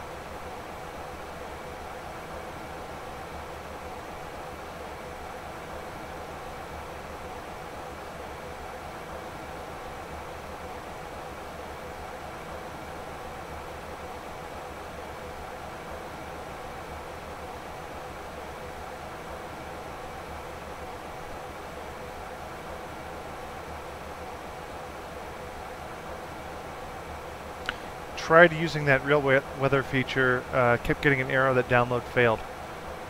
Larry, have you fully upgraded your X-Plane to 11.10?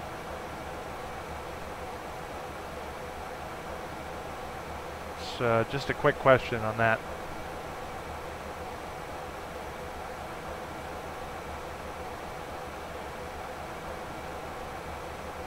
Two aftermarket planes. System boots up to X-Plane 11. Screen comes on asking for activation number. Screen will go away. Avionics will not work in planes. All right, Bill. If you're not dead set on using X-Life, if you you're just sounds like you're just using the demo version. there's a way to do this. I'd be more than happy to show you. Let me get a window open here. And so, here you go, Bill. How much time we got? We got a while. All right, Bill, I'm going to show you what it looks like from my end. I don't know why we have that there. All right. Yeah, that was the version that was installed yesterday. Huh, that's interesting. Oh, hold on, Larry. I'll jump back over here in a second.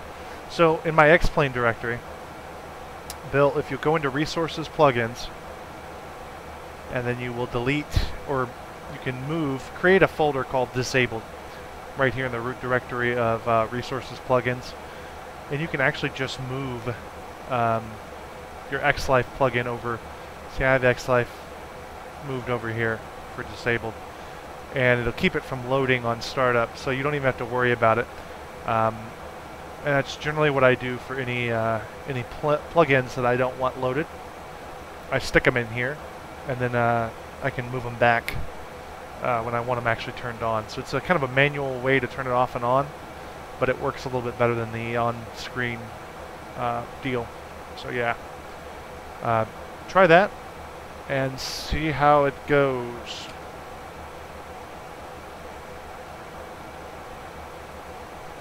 Huh. So Larry says, let me get back over here when it actually comes back up. Alright, so Larry says he's having problems updating the weather.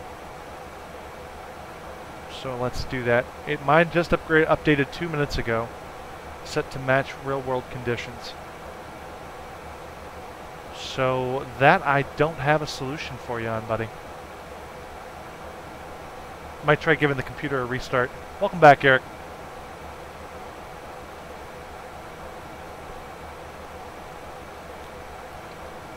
XLife had so much potential. It just, I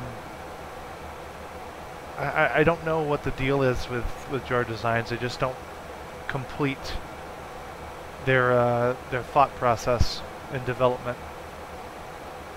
They don't complete a product. It just kind of stays as it is.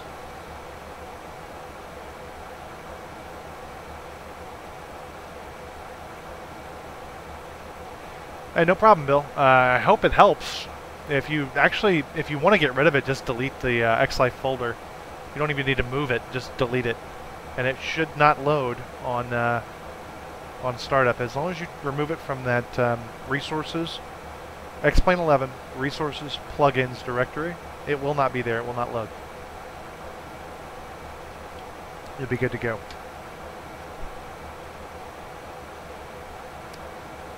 Oh yeah, I forgot we had this checklist. You don't need no stinking checklist.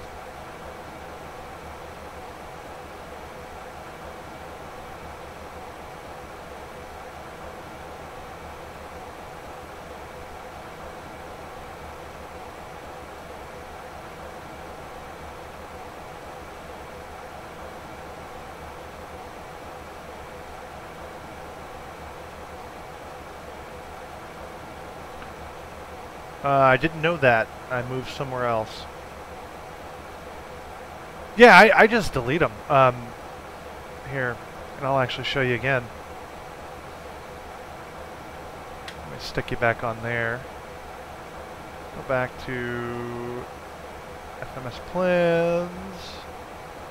Fast data. So, okay. Again, X-Plane 11. Resources. Plugins, and you can either move it into a folder just so it doesn't activate, and that's how I disable mine. Everybody, your mileage may vary, but if you don't care for XLife, you don't want it, it's going to be on the other side. It's going to be in this directory here. Just right click and delete it. Just get rid of it. If you didn't pay for it and you don't want it, it's messing up your install, just delete it. No big deal.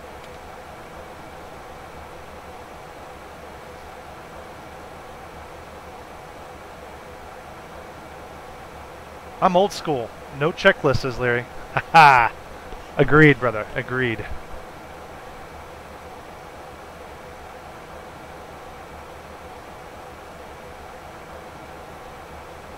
I do believe in doing it from memory as much as possible so that when you do it with a checklist, it's just that much better.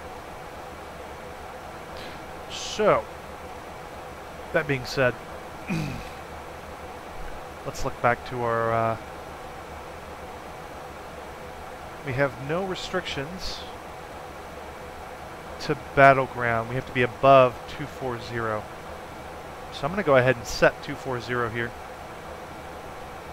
And you guys can't see it because it's over. But I'll just 240. I'm going to set in the MCP here. After Lakeview. Probably real conservative. I'm just kind of planning it out here. Also, ILS runway 16 left.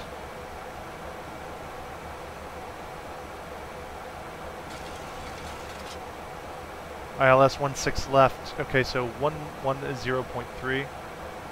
110.3. We'll go ahead and do it on both sides. Just get it out of the way and get it done. And 164. 164.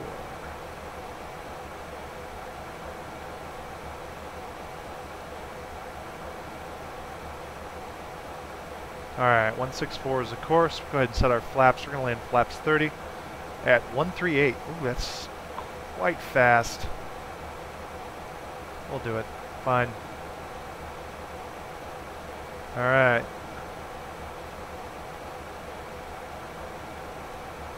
We still have 365 nautical miles to the calculated top of descent. We're going to start thinking about descent after Lakeview again.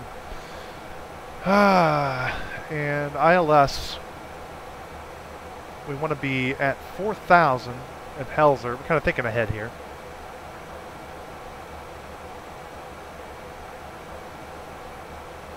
Helzer, 4,000 or above. Looks about right. Nothing sketch about this at all. Alright. And 110.3 confirmed, 164 on the course is confirmed. Everything's confirmed. Alright. Good, good, good. First part of our...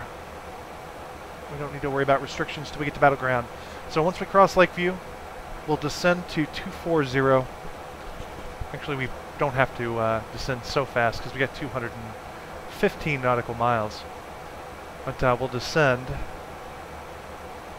240, 220, and we'll be at 12 by Hawks. 12,000 or above.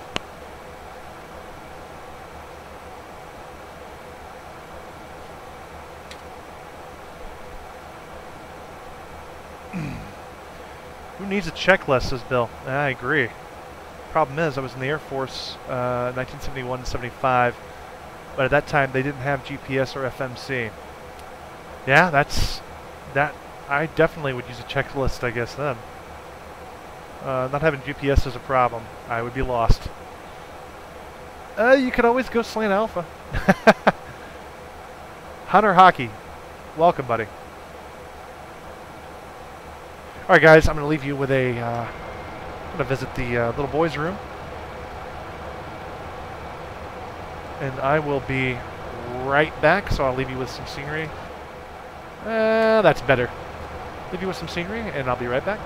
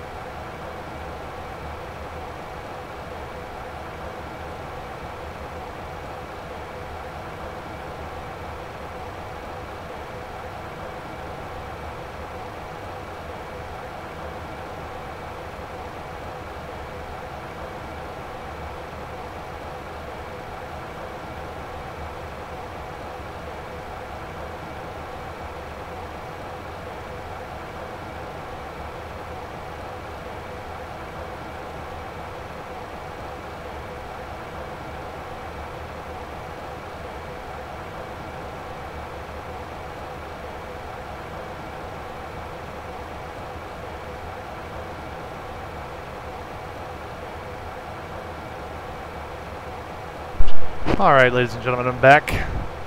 Sorry about that. That's the problem with streaming, is that you can't pause.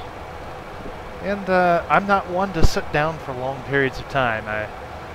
Bathroom breaks and water or whatever else, it's just, you know. I do try, though. I really do. Alright, so let's catch up with Chad. Problem is, I have a GPS problem. Hi. Where am I? Hunter, I am in the United States, buddy. Worked on nav equipment. They still were using radio compass and marker beacons at that time. Oh, nice. Radio compass and... You mean NDB? South Bend here. 1.5 miles from the Notre Dame campus. Got some friends that graduated from Notre Dame.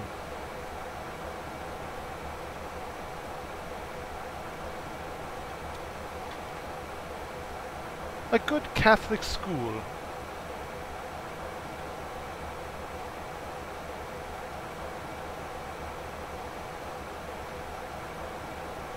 I got a buddy of mine who's working on the USS Ronald Reagan, doing nav equipment. Or he takes stuff out and he like certifies it. He takes I guess like altimeters and other instruments out of their housings, and they do tests on them and they certify them for the jets and things like that. I don't know anything about it. Just he tried to explain it to me once, and that's kind of what I got out of it. He certifies them, make sure that they're working correctly. Interesting job, I'll say that.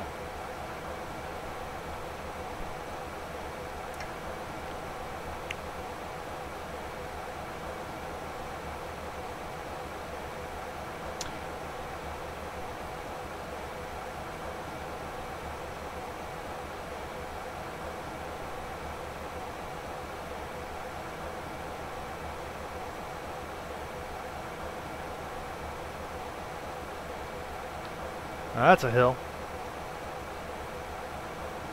Kind of obscured in the haze.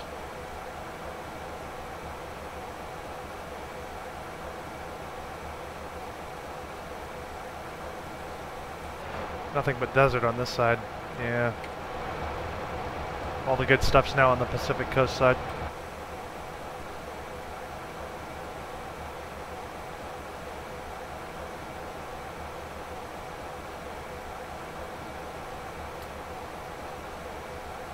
Larry says radio compass was navigation aid that would pick up AM radio stations and would give you bearing to that station. Crews only used it for listening to music.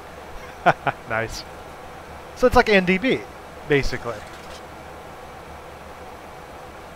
I mean, I think these planes still have NDB or something like that, right? Most of them do anyway.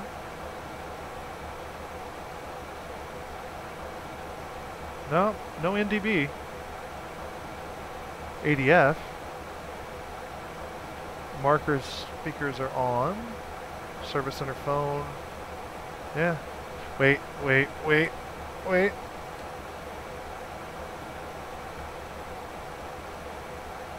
This is probably our NDB, right? Could be wrong.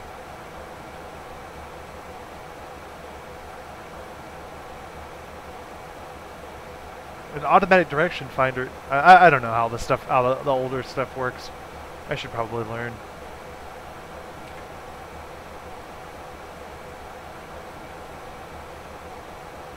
You can turn it to AM. Nice. That's what I figured.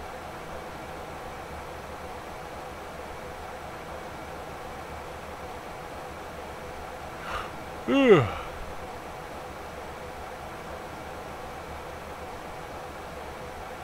The one on the far left. Yeah. Right over here. Interesting. I can't adjust it. Yeah, it won't let me adjust it.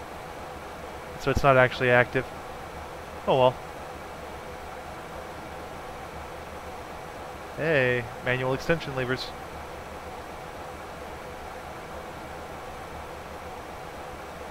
Too bad I can't pop any breakers here.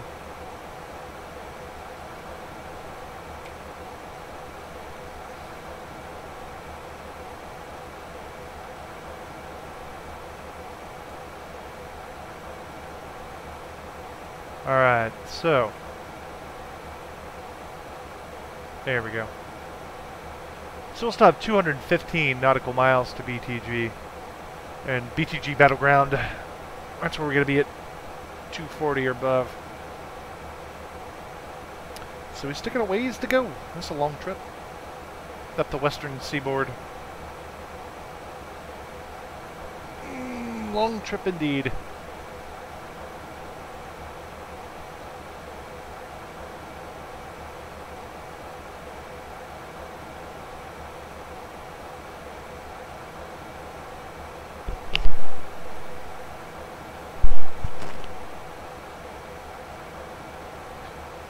Yeah, Varig 254 was a 737-200 that crashed because they got lost. And they turned onto a radio AM frequency because they knew that the game was being broadcast from the city. However, the transmission was actually being relayed by a different tower. Oh. I think that Mayday actually did an episode. That Mayday actually did an episode on this. I'm guessing Mayday is a story. Or a show for airline crashes, I'm guessing.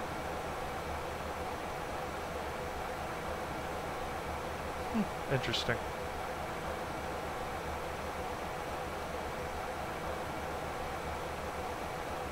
Alright, so we're still good on differential pressure. Gen 1, Gen 2. Both are good. All three transformer rectifiers look good.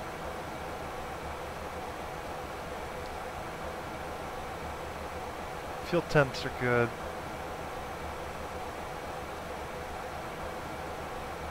Still got plenty of fuel.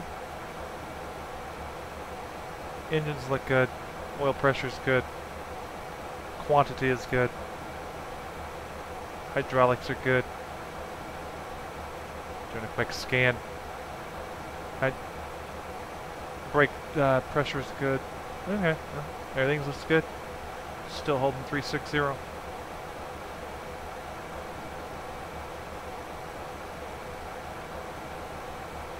Also known as an air emergency or air disaster, Smithsonian Channel. Oh, okay, nice. I recommend it for flying enthusiasts. Gotcha. Gotcha. I'll have to look it up.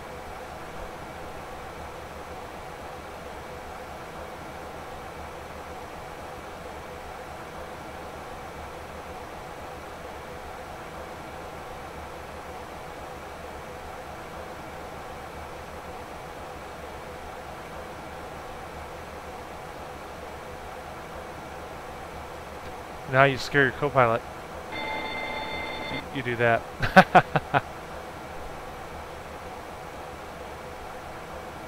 Pay attention, son.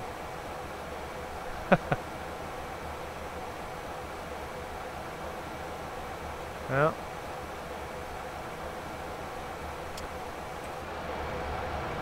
Oh, now it's all kind of getting deserty. It's either the Snake River or the Columbia River. I don't know which one. Down here. Let's get an outside view. Oh no, that's not a river. Cool. Some big old lakes though. What's on land?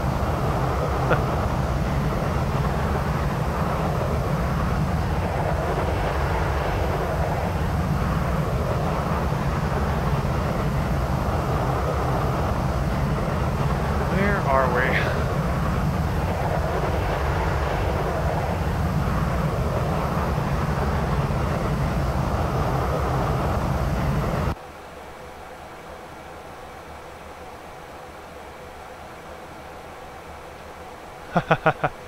Says, I watch anything to do with aviation and also UFOs. Let me know if you see a UFO over Area 51. Will do.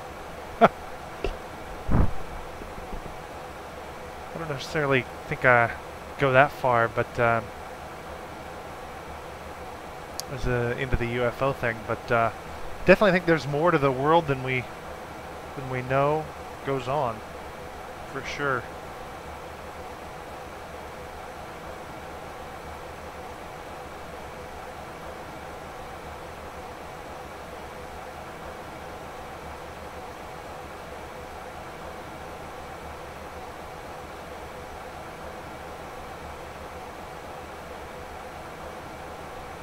It's amazing how Washington State is so dynamic, and that it's got deserts and rainforests all in relative proximity to one another just because of the mountains. It's interesting.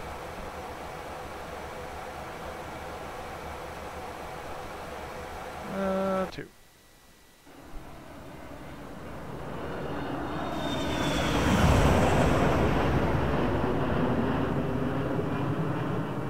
Got to put out our contrails there, or our chemtrails, I should say.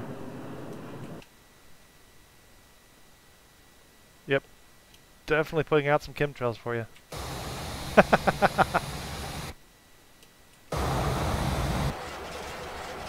Uh-oh. Whoa, whoa. That was freaky. I have no idea why that's that way, but okay. Wait, what in the world just happened?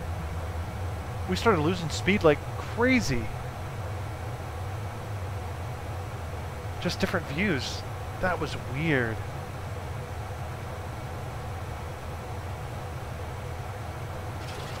Wait, have we been flying with our flaps down? Oh my goodness gracious. How did I overlook that? Or it was just... I don't think the flaps were... I mean, we were doing 0.76. We would have definitely broke the flaps. Ah. Oh well.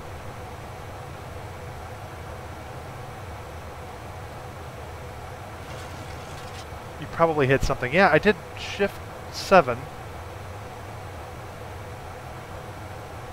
Shift 7. Shift 7? It doesn't say.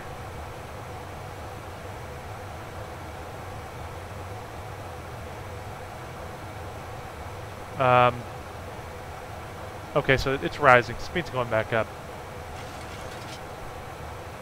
Mach number's increasing. That's all I care about. Differential pressure's good, so we're not killing people. Alright, well. All is good then. I don't know what I just did. Shift 7, don't do that.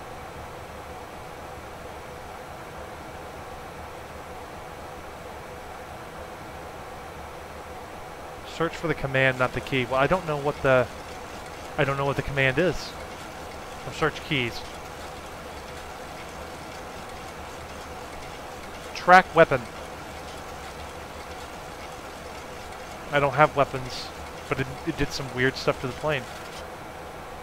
It's doing some really weird stuff to the plane. We're not doing that again.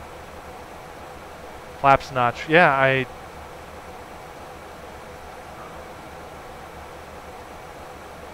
that's the only thing. It says shift 7 is track, let's say flaps. I see what you're saying.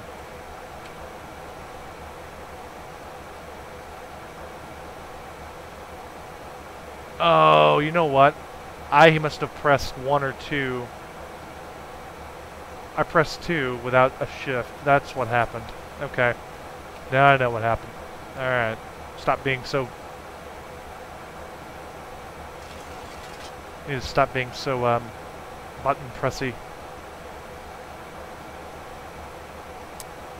Yeah, I got it. I probably pressed 2. That's what happened. Actually, I'm going to relieve. Negative, negative. And that won't happen again.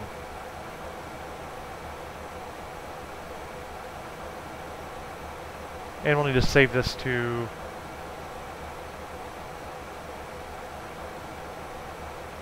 Okay. Alright. So it's all good. It's all good now.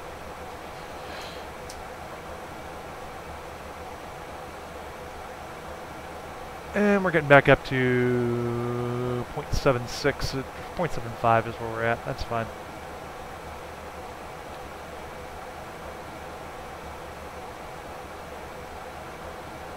Got a good long way to go. About 30 miles from Battleground, we'll start down to 240. About 30 miles. That should give us enough time to get down to 10,000 feet. Or get down 10,000 feet, not down to 10,000 feet.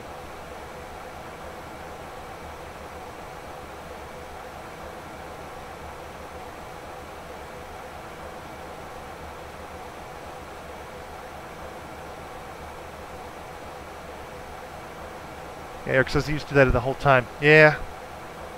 Yoast as well as pause and gear. Well, fortunately, my gear mapped to my SciTech panels. Autopilot, gear, auto throttle, flaps, altitude, radios are mapped to my SciTech panels, so that should be... I can turn off all the keyboard shortcuts if I wanted to.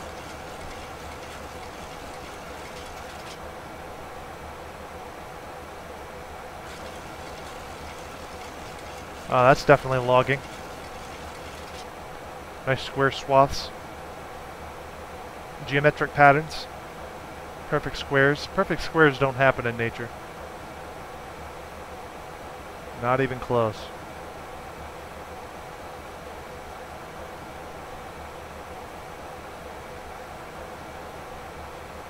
No, I actually used the gear lever on the SciTech multi-switch panel. I've got the gear lever mapped. It's not on my right side though. It's on my my left side because I've got the throttles on the right. But the gear lever is over on my left side. On the I got a little stand from my my SciTech panels. So it's not a button. It's the actual gear lever. Pretty cool. Yeah, look at that.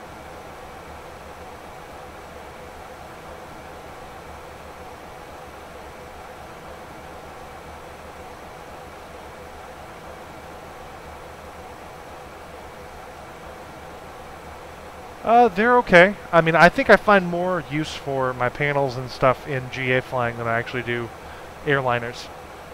Some things I actually prefer to do in cockpit on an airliner.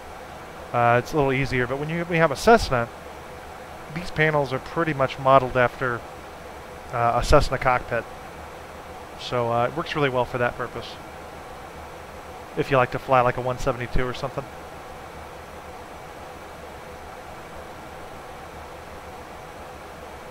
Yeah, I have mine on a stand that's collapsible, and it will get my throttle, my yoke, radio, multi-panel, and switch panel, and pedals all mounted on this this stand, so that I can unplug it, fold it up, and put it away when I'm not flight simming. Because I had this stuff attached to my desk, and it made doing work at home difficult, having to pull it down and pop it up all the time.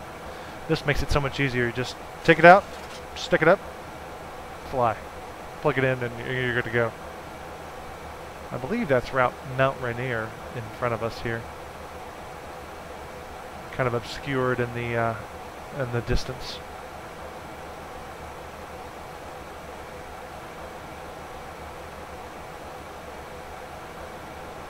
Not a good ortho shot right there, though.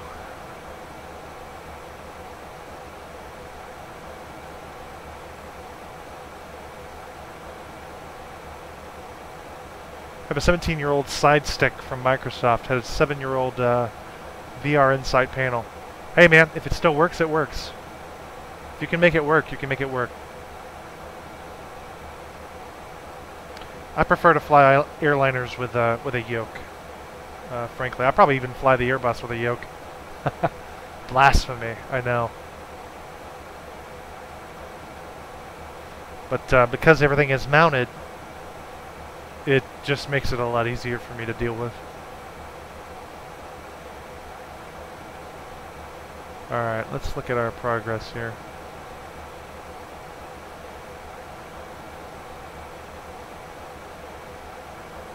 distance to go is 189.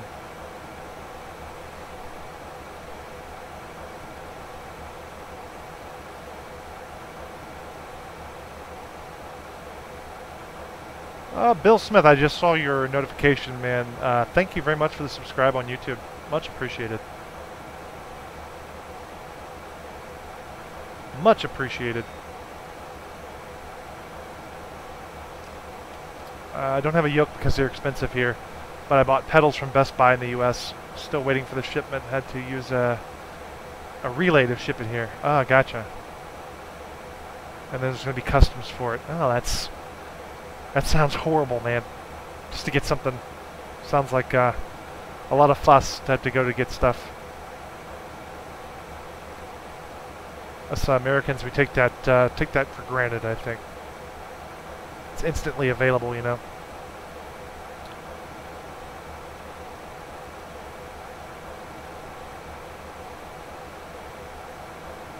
Alrighty then.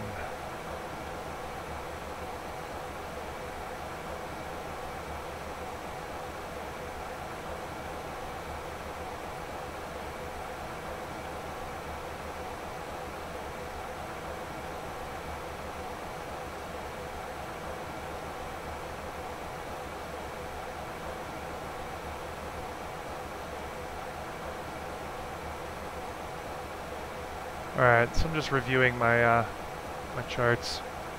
Sorry. Where do I buy my planes? From the org.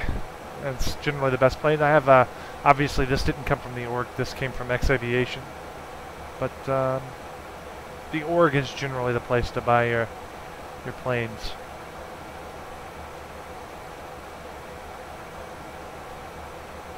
No customs on downloads, my friends.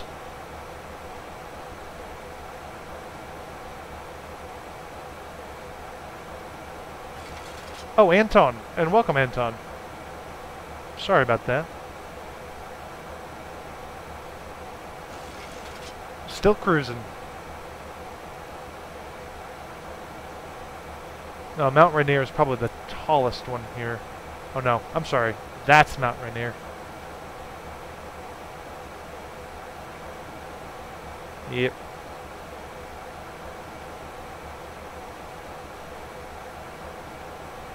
No problem, Anton. Welcome aboard, buddy.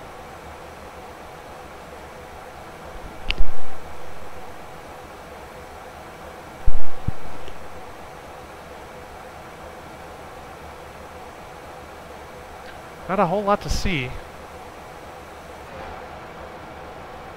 Except, irrigation circles. For those of you that don't know, that's how you farm in the desert. When your irrigation method only spins around in a circular track.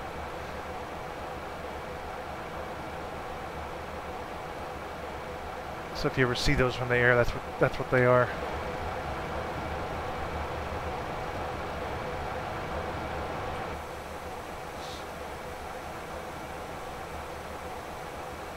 Oh, we got a lot of time. Lots of time.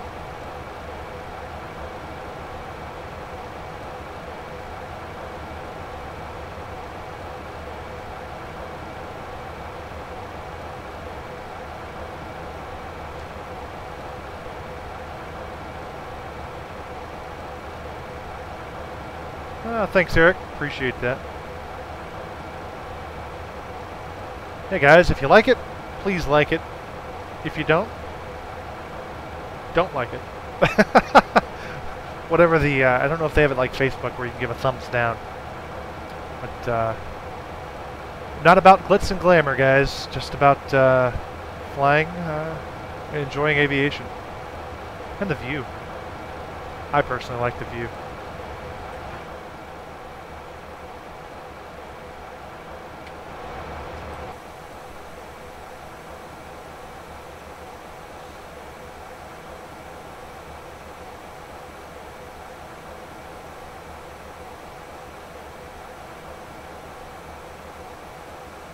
We're going to flip that off, that gear inhibit.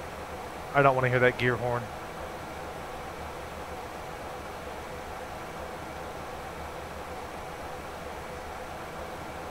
When do finally go down.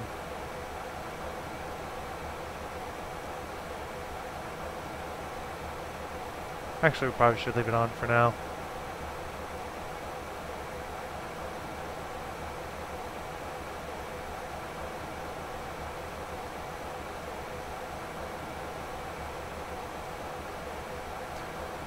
Still got 171 nautical miles. We are fast approaching.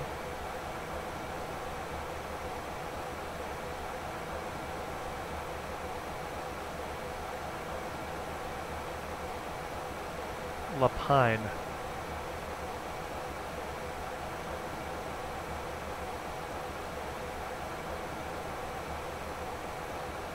That's the Redmond Vortex. Okay.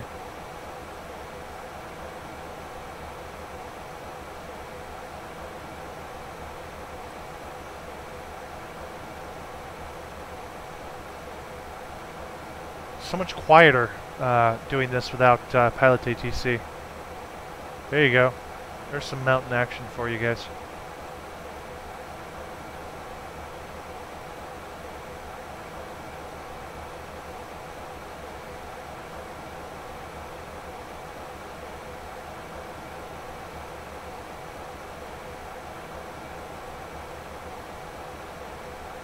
Snow-covered peaks.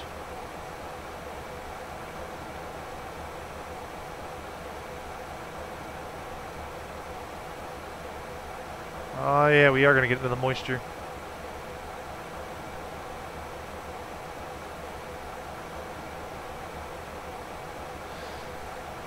We will be getting into the moisture. Probably right around the time that we're making descent. Real lonely without ATC though. Not a lot of talking going on.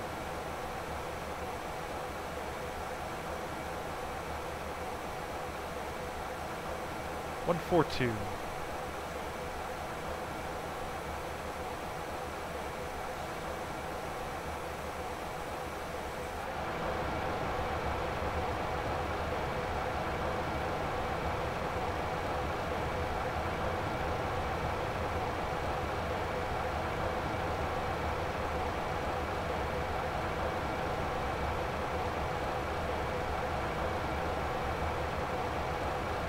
Yeah, there's nothing wrong with the default clouds.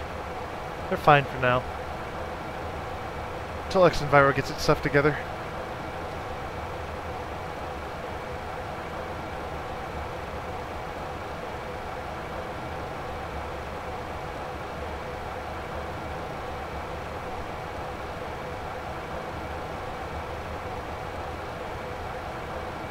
Got some other mountains around here.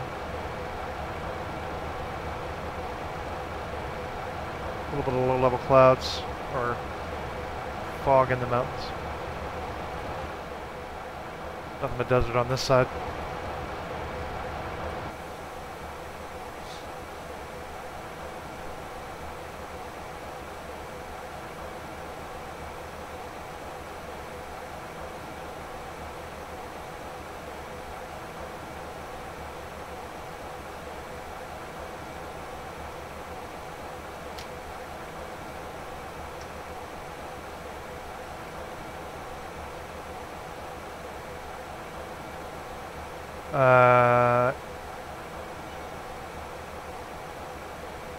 Those are default clouds? Yes, sir.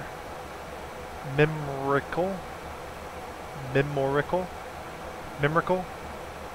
Welcome to the stream, by the way. Yes, sir. Those are default clouds for X-Plane 11.1. Not running XEnviro again. A little bit peeved at XEnviro. Doesn't look right to me right now, especially with the lower level atmosphere stuff. Still got a ways to go. Eric says, I did buy a custom 4K resolution clouds from the store to replace the defaults. Yeah, that'd probably be a good idea to do. But minimizing expenses where possible, I guess. Look at that. Probably some kind of like vent. Some kind of volcanic vent based on the coloring. More logging. areas that have been logged before that have since growing back. Get into the volcanic hills now. Still can't see it from this angle.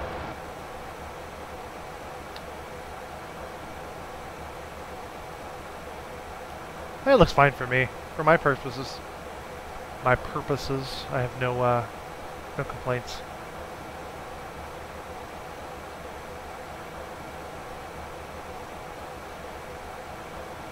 Alright, so Battleground 240, Petra at 220, and then Hawks at 12,000. I think we'll be more than able to get down for that.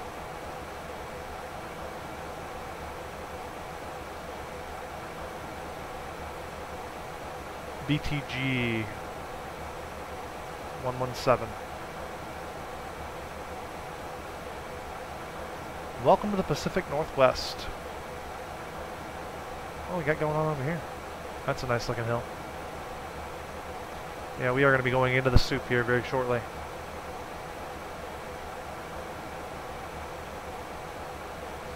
Look at all the spots where they've logged. Gives the landscape a cheetah-like spottish look to it. Difficult job. Difficult job doing that.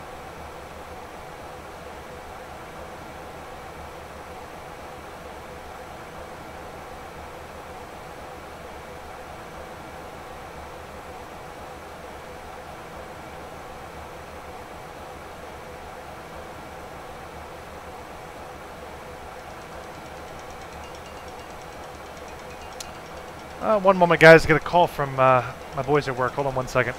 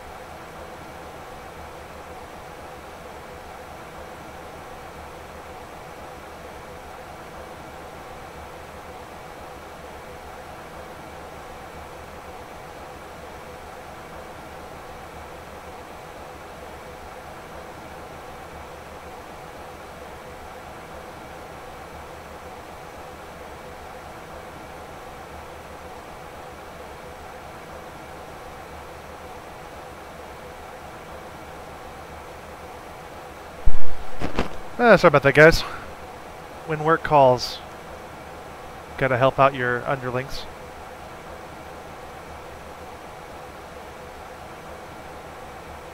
And it's starting to get kind of nasty. Where are we at?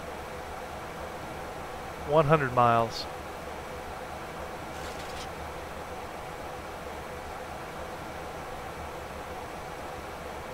Actually, probably about 50 miles I'll start back. That's fine. Fuel's cheap. I'm not really worried about it. Well, cheap because it's a SEM, but you know what I mean.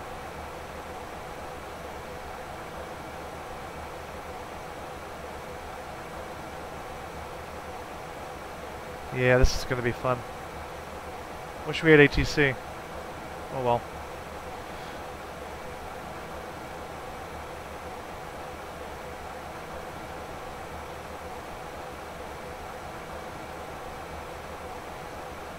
Alright, so I'll show you what I'm looking at the same time.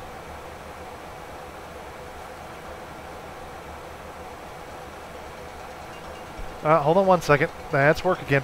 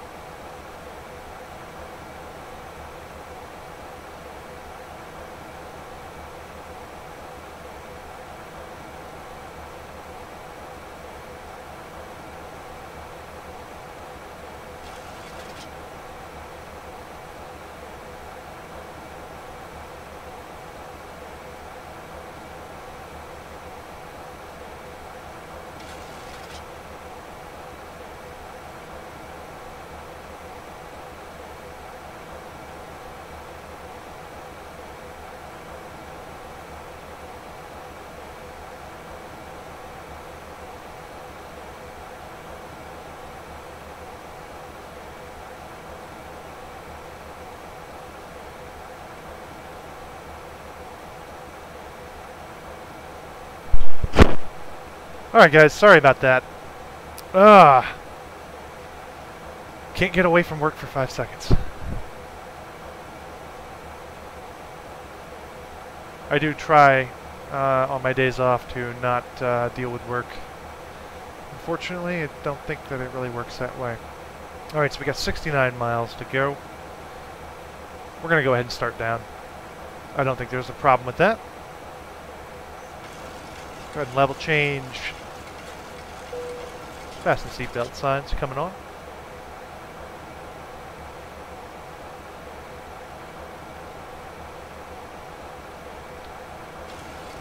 Let's go ahead and get down to 240.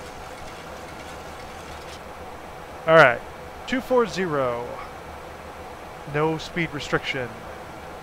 And 220 after Battleground. Yep, Petra. That'll be what we do. We're going to keep it right on the line. Yeah. Well, ladies and gentlemen, this is your captain speaking. We are starting our descent down into Seattle, Tacoma at the moment. If you go ahead and prepare your areas for descent and departure by securing your tray tables in their upright and locked positions. And any food items, beverage items, or trash items to stow away appropriately or hand to your friendly flight attendant. We'll take care of that for you. Anyway, we know you have a choice in flying different airlines, and we appreciate you choosing us. Thank you for flying Southwest, and hope you enjoy your time in Seattle. There you go. Haha!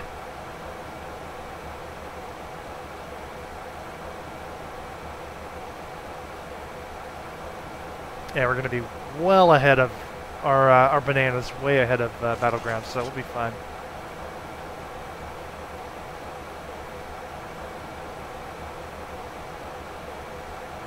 Let's go ahead and set auto brakes to 3. We are landing runway 26 left, or 16 left. It's going to be the longest runway. Because why not? And we're going to be vacating the runway to the left.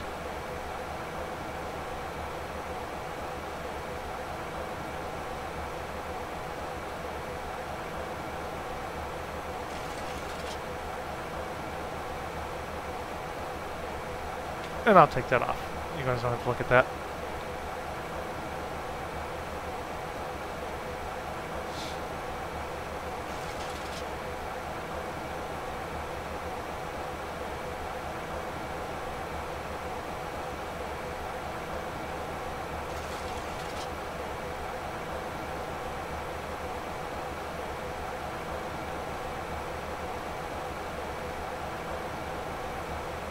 I'm going to take the conservative approach to getting down here.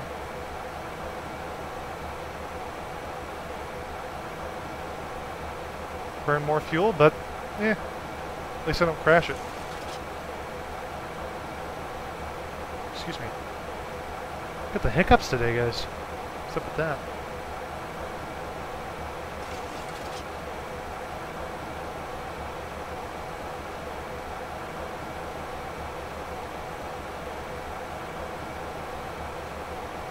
Go ahead and watch that speed. Yeah, we'll be fine.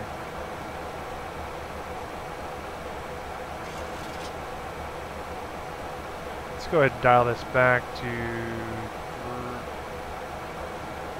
300. It's good. Like even speeds.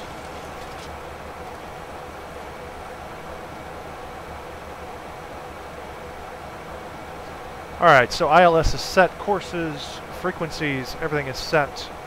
We don't have air traffic control, so we're going to clear ourselves down. Still have 41 miles to Battleground, but we are down and ready to cross at the lower restriction. All is good. The engines will have to work a little harder.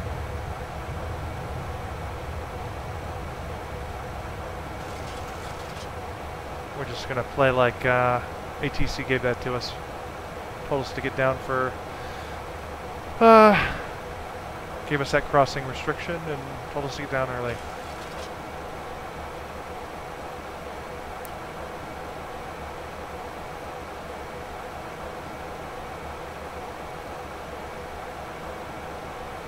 go ahead and dial in 22.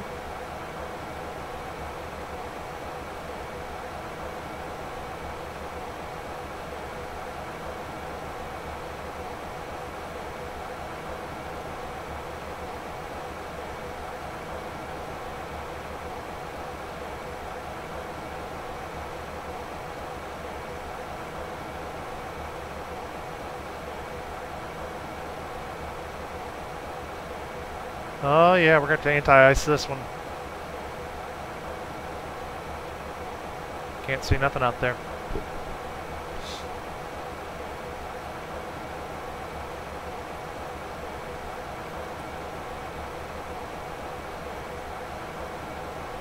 Can't see nothing out there.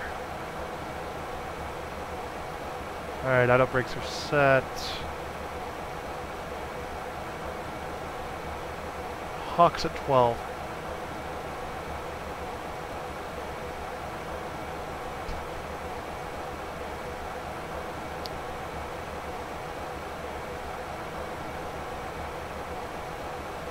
So there's 14 miles, or no, there's quite a bit of distance between Hawks and Petra, so we're more than good there. I'm just overly cautious.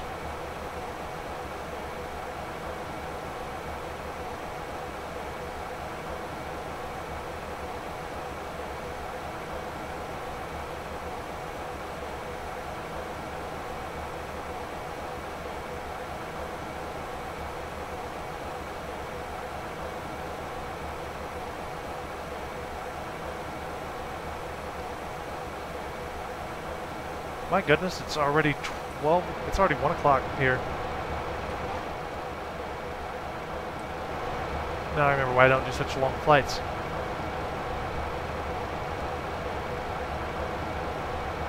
Nothing but clouds.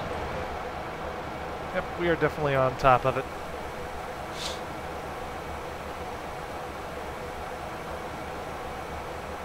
Let's go ahead and... There we go.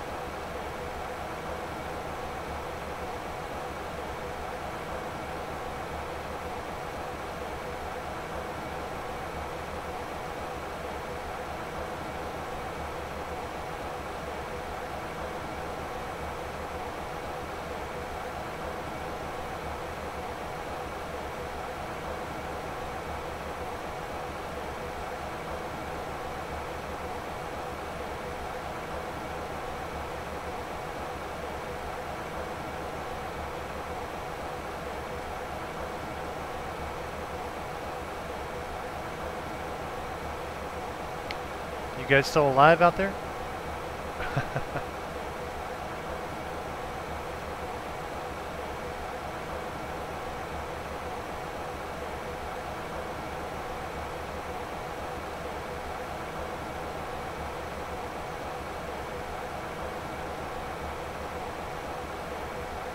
Eric's still there.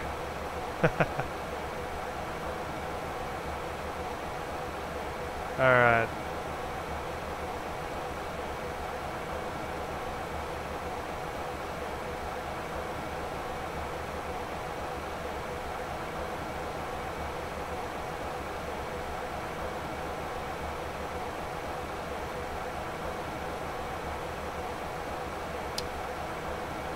Ten miles till we step down. John's still there. What's going on, buddy?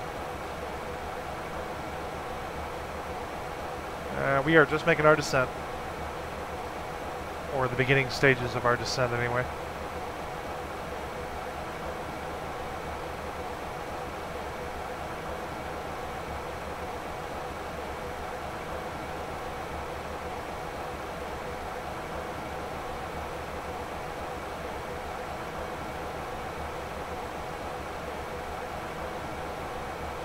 Let's go ahead and get ATIS while I'm thinking about it.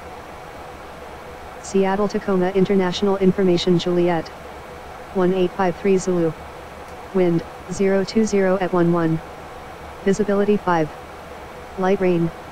Mist 600 scattered.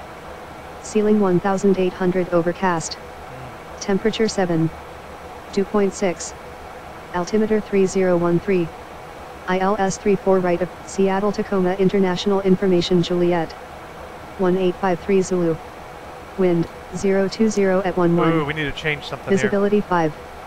Light rain. Mist. 600 scattered. Ceiling 1800 3-4 left. overcast. Temperature 7. That's better for us. 3-4 right. Altimeter 3013. ILS 34 right of Seattle Tacoma International Information Juliet. 1853 Zulu. 3-4 right. Wind 020 at 11. 4 right. Visibility 5. Light rain. Mist. 600 scattered. We're doing Cat 3. Ceiling 1800 overcast. Cat 2. Temperature 7. 2.6. This Altimeter chart 3013. ILS 34 right of Seattle Tacoma International Clues. Information Juliet. 1853 Zulu. Wind 020 at 11. 3-4 right. Visibility 5. Light rain. Mist. 600 scattered. Ceiling 1800 overcast. Temperature 7. 2.6. Altimeter 3013. ILS 34 right of Seattle Tacoma International Information Juliet. 1853 Zulu. We just passed Wind battlegrounds, didn't we? 020 at 11. Visibility 5. Light rain. Mist. 600 scattered. Ceiling 1800 overcast. Temperature 7. 2.6. Altimeter 3013. ILS 34 right of Seattle Tacoma International Information Juliet. 1853 Zulu. Wind 020 at 11. Visibility 5. Light rain. Mist. 600 scattered. Let's get Ceiling down. 1800 overcast. Temperature 7. 2.6. Altimeter 3013. ILS 34 right of Seattle Tacoma Okay. So now we need the new ILS. 110.3. 3 and 344. I don't really care about cruise altitude at this point. 344. 344.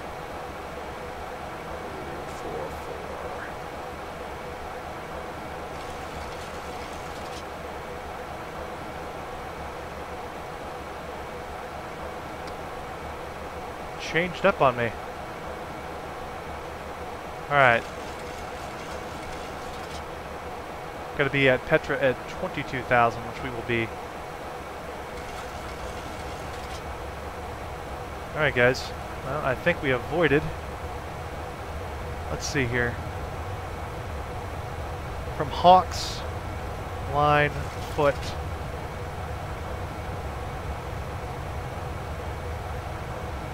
let's see, goals, Sonder, foot, goals, Sonder.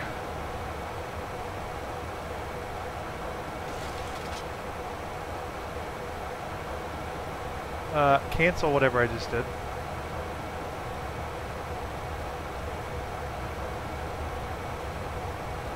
There we go. I don't really care if we're not controlling altitude by that way anyway. That's fine. And legs, foot, goals, Sonder, kneel.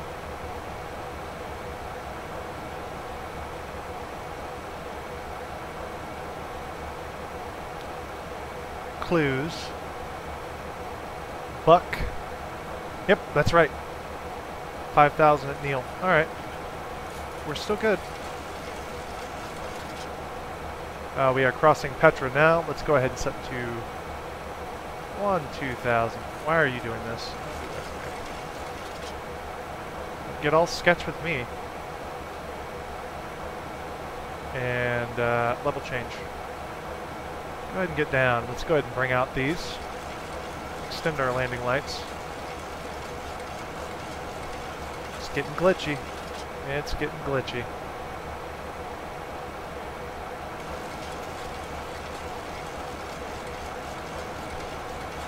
We're going to be down well in time.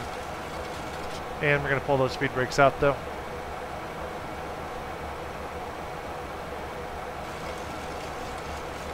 And we're also going to go ahead and flip on our anti-ice,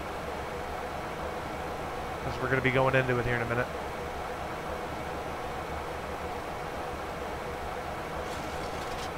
What'd you say altimeter was? 3013.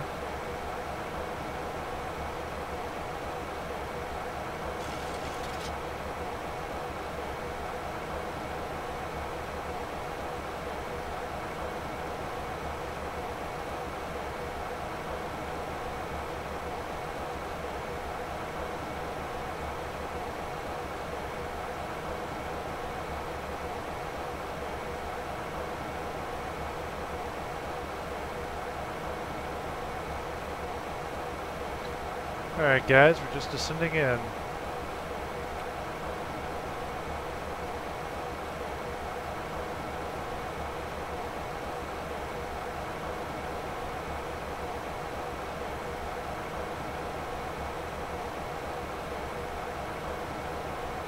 Hawk's in 27 nautical miles, so we're still good at 300 knots. Our speed restriction is going to be 270 at Hawks, as it's displayed there. I just prefer to read the chart.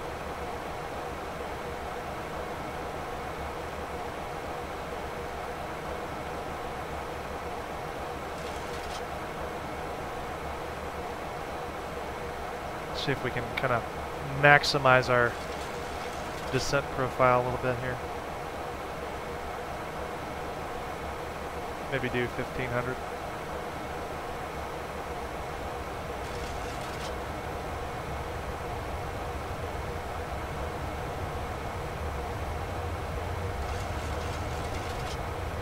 That's fine.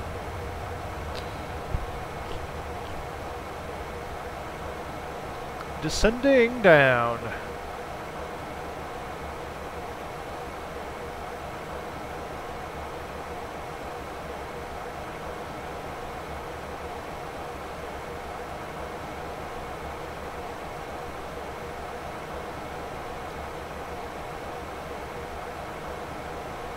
Nothing but white on the outside. Does us no good to look.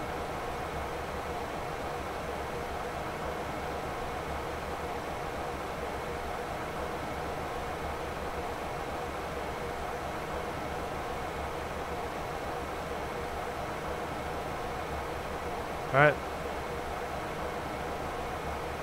138. What is it? At 8. So plus 4 is 142. I'm going to land at 142.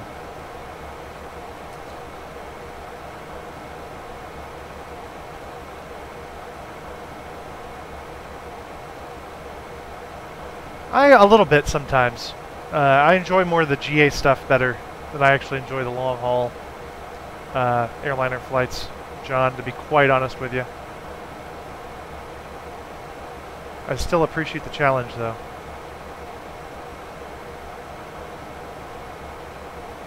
Been playing a few other games.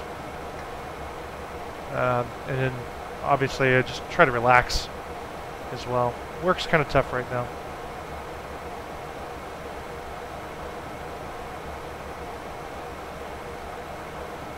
Alright, coming up on 12.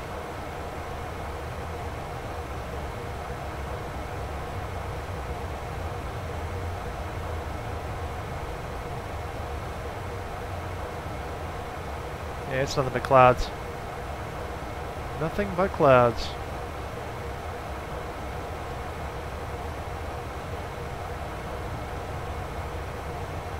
So we're at 12. Our next jumped foot, we need to be at 10,000 on the lower scale. Go ahead, reset for 10.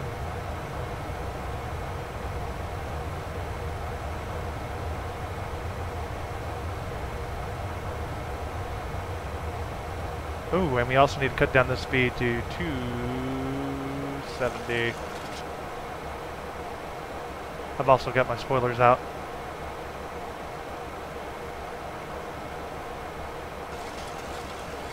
Avid Aviator, what's going on, man? You do any trucking sims? No, Larry, not really. Not my thing. My dad was a truck driver. Trust me, it's not all It's not a lot of fun for me. Alright. Go ahead and pull those spoilers in. Hawks and 5, we're going to meet the restrictions.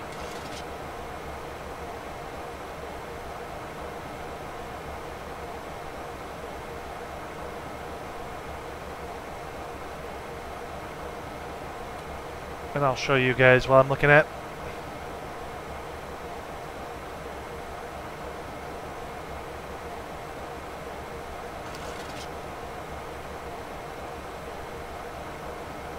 Uh, 10,000 at foot. The speed restriction of 250.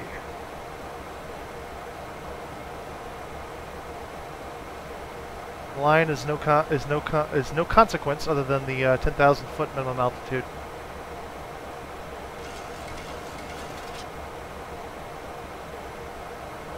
All right, got about a mile to go.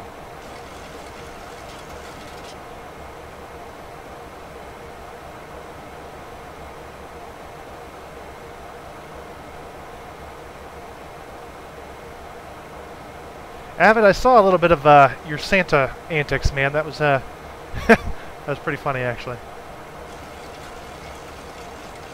All right, gonna pass Hawks.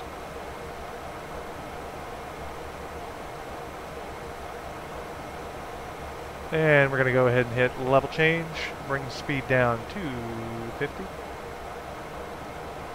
and spoilers out.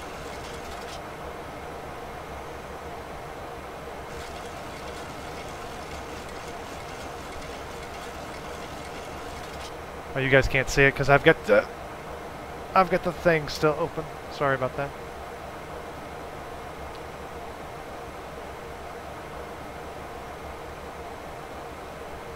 We're gonna be 8,000 at goals. 8,000 at goals once we cross foot. And reset for, and we're still going. Let's get to there.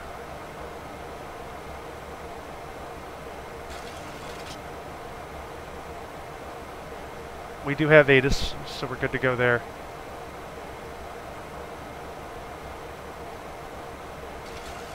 I'm glad I checked the weather because it makes this approach much easier going at 3-4 right.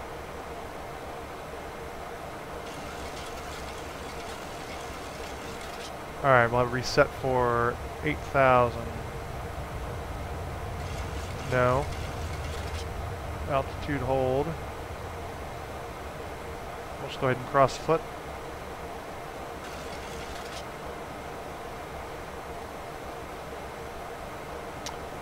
Foot is crossed down. Goals at 8,000.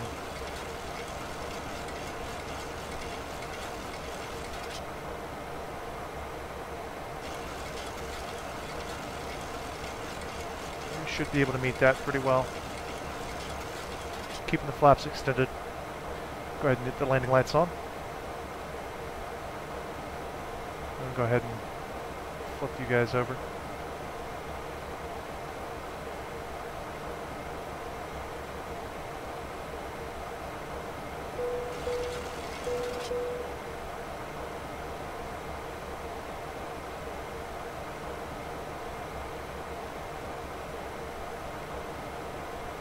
Alright, after goals, Sonder at 6. Speed of 230.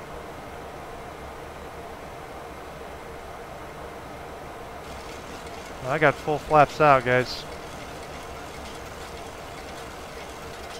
Now we're going down to Sonder now. Gonna go keep going down. 230.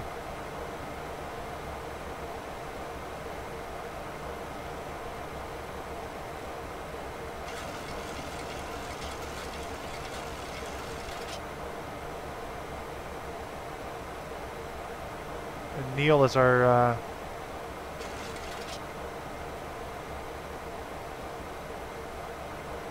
soon as we get to 230, I'm actually going to bump it down to 220.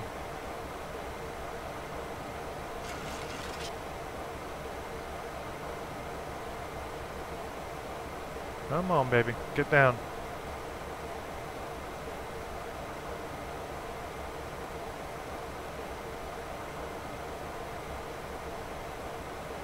It's going to speed us up a little bit, but we're just going to have to deal with it.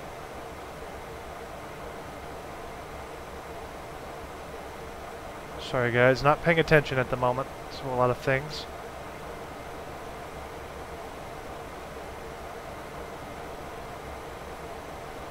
Alright, we got localizer alive. Glide slope is alive. Go ahead and hit the approach button.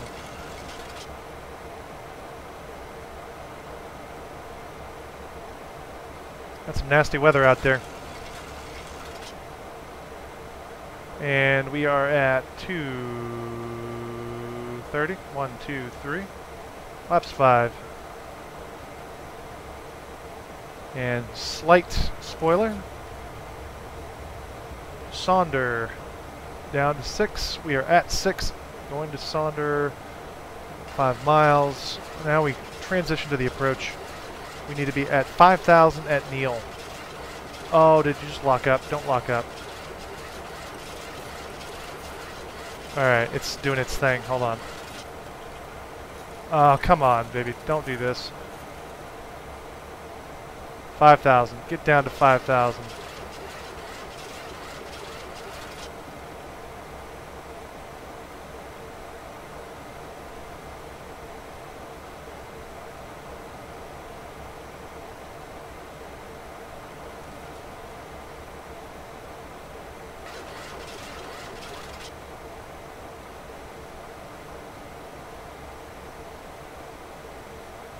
Go, please. 5,000, please. Why did you... I don't know why I just chose that. Like now. Thank you. Yeah, we're missing our glide slope here.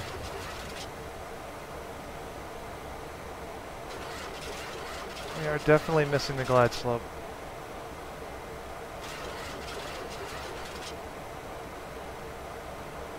Oh, we must already be on it.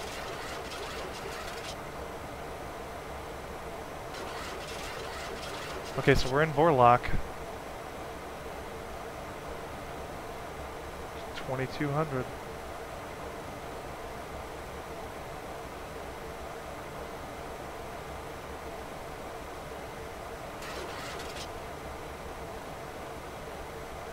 Is it gonna grab it?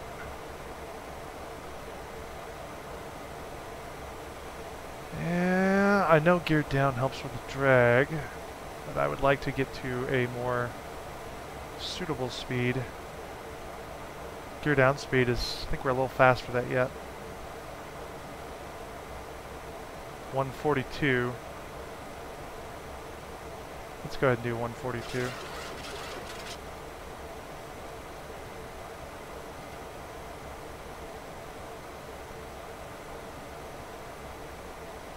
And go ahead and get down. Gear down.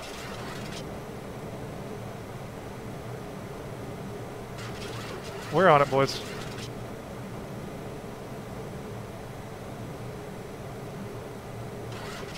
Could have standed to go a little bit faster, but I think we're good.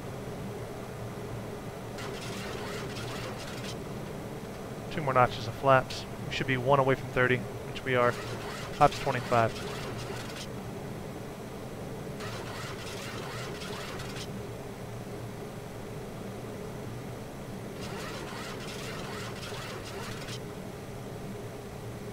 And let's go ahead and set you.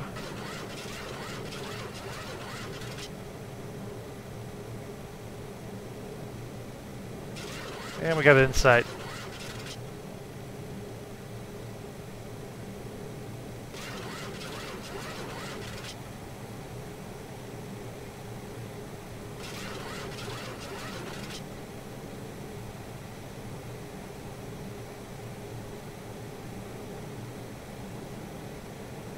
We had it in sight and lost it. Fortunately, we're IFR. Abbott says, how's it going to Pilot Edge? Well, we tried to use Pilot Edge on the way up here, and I made a mistake in loading it up the first time, and yeah. So I actually logged in with my other tail number for my GA aircraft. And I couldn't log back in after I logged off, so it's all good.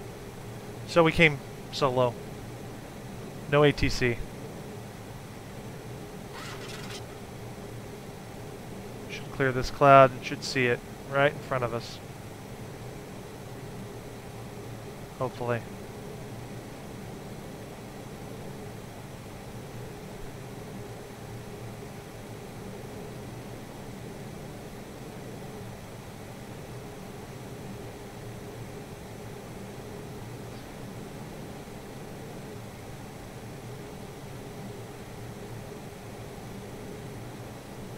And flaps 30.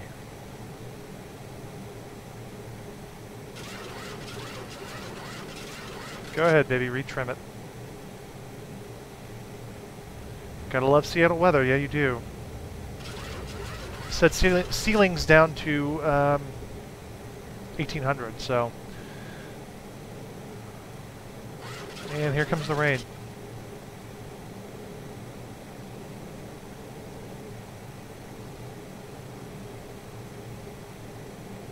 We should be breaking through any time now. Just taking it slow.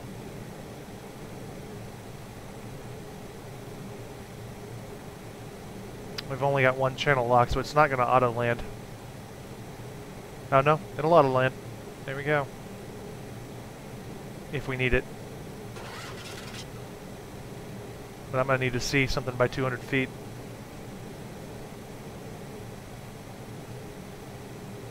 We have not broken through.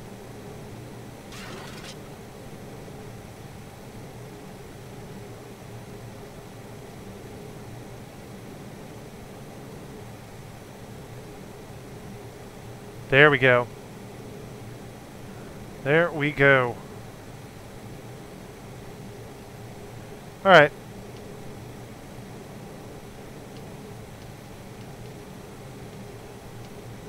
How come you won't disengage? My airplane.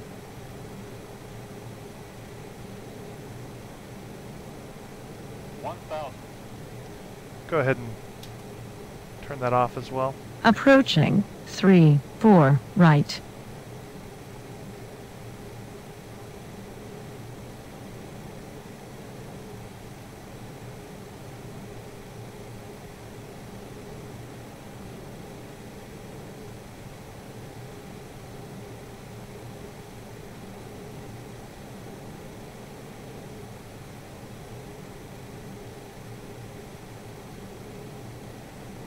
Oh, my armrests are messing with me on my chair. Cannot deal with that.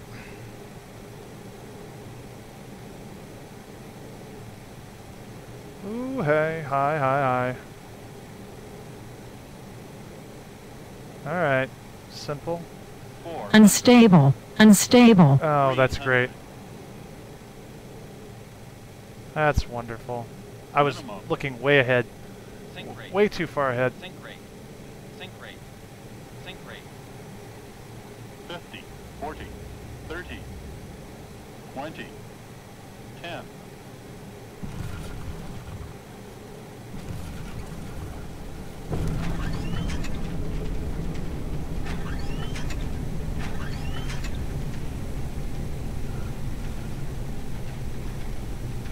Reversers are out. We're exiting to our right. Oh yeah, because we changed directions.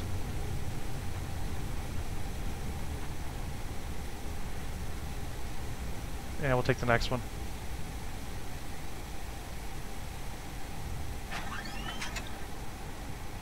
Alright. Don't break the landing gear again. Thanks, John. I appreciate that, man. Alright, let's get that flaps up.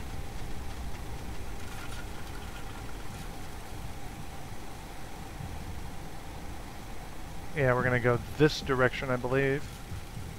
This time around. And brakes. We're clear of the runway. Flaps are up. And landing lights can go ahead and come off. Not a great landing. But I'm not super great at this plane, so, but I still love it. Runway turn-off lights are off. Go ahead and reset you guys. Strobe lights can come off. Release the pressure. And turn these off. Ah! Those can come off. Alright. Doot, doot, doot, doot, doot. Good, good, good. Alright. Let's see where we're at. Where is it?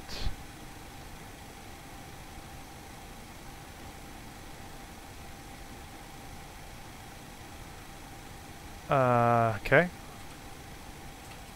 Okay, that's why.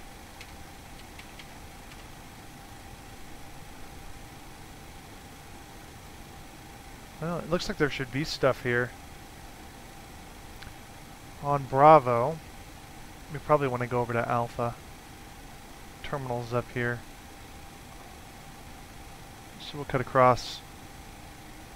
We should have cut across one more. That's alright. We'll just go down Bravo.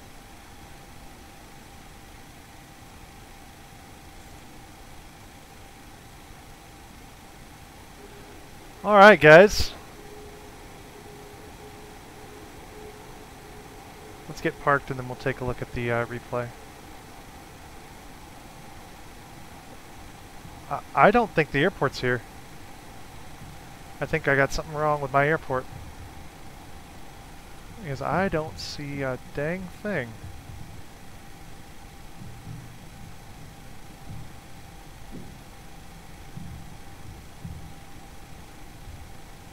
Yeah, there should be like stuff. And there's not.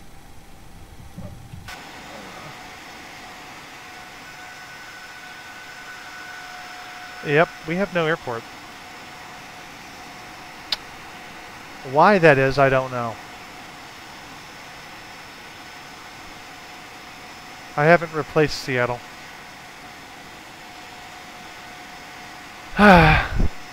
Alas.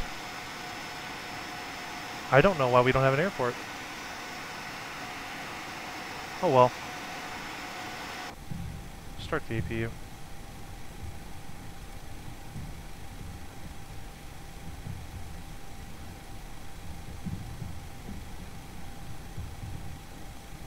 Yeah, the terminal should be right here. Well, it was good while it lasted, folks. It was good while it lasted. Anywhere is as good a place as any, I guess. Alright, waiting for the APU to spin up.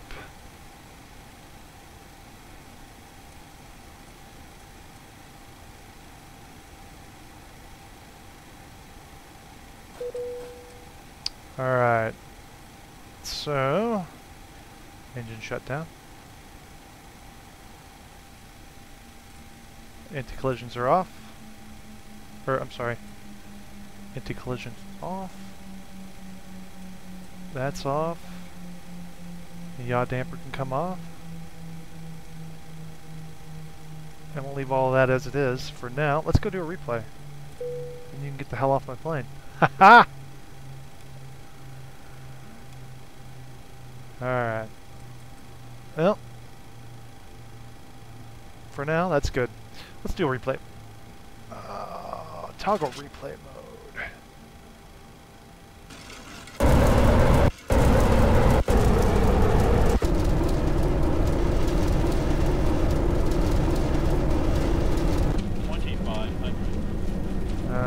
Come on, baby.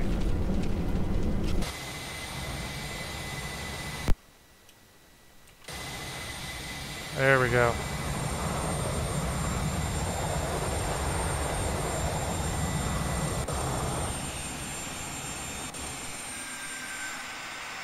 What in the world is going on with this?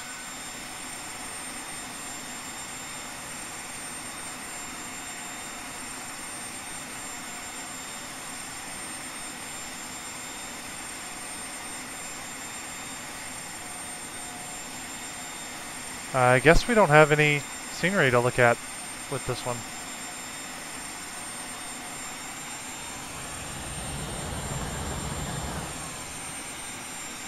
Wow. Okay. Nothing happened. Oh. Well, now you load. Maybe it's going to work now? I don't know. Alright, gear is down. We are going down.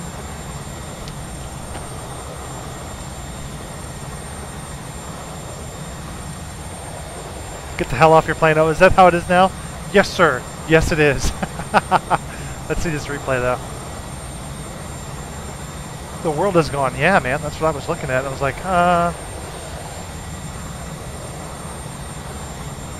those ground slopes at the start or end of SeaTax runway accurate? I have no idea, man. It's like the Twilight Zone where I landed. There's no Seattle.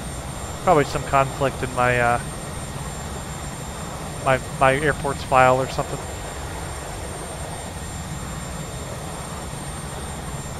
Well, come on now. I'm kind of afraid to push it any farther.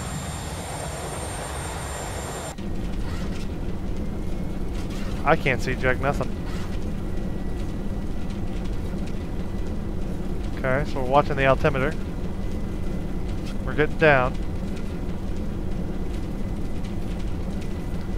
Oh, there it is. There it is.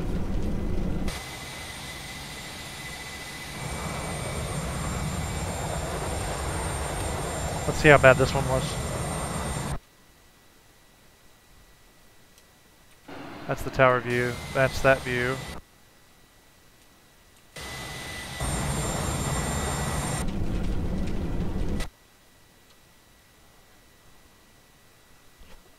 Let's see how bad this was. Oh, there it is. There's the shot we were going for. Come on.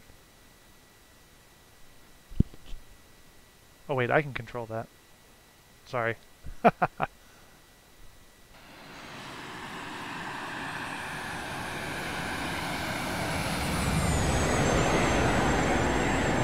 Oh no!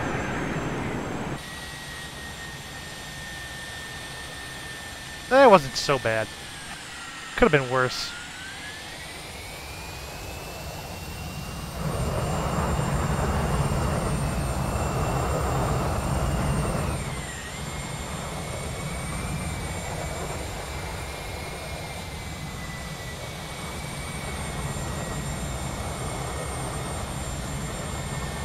Could have been much worse.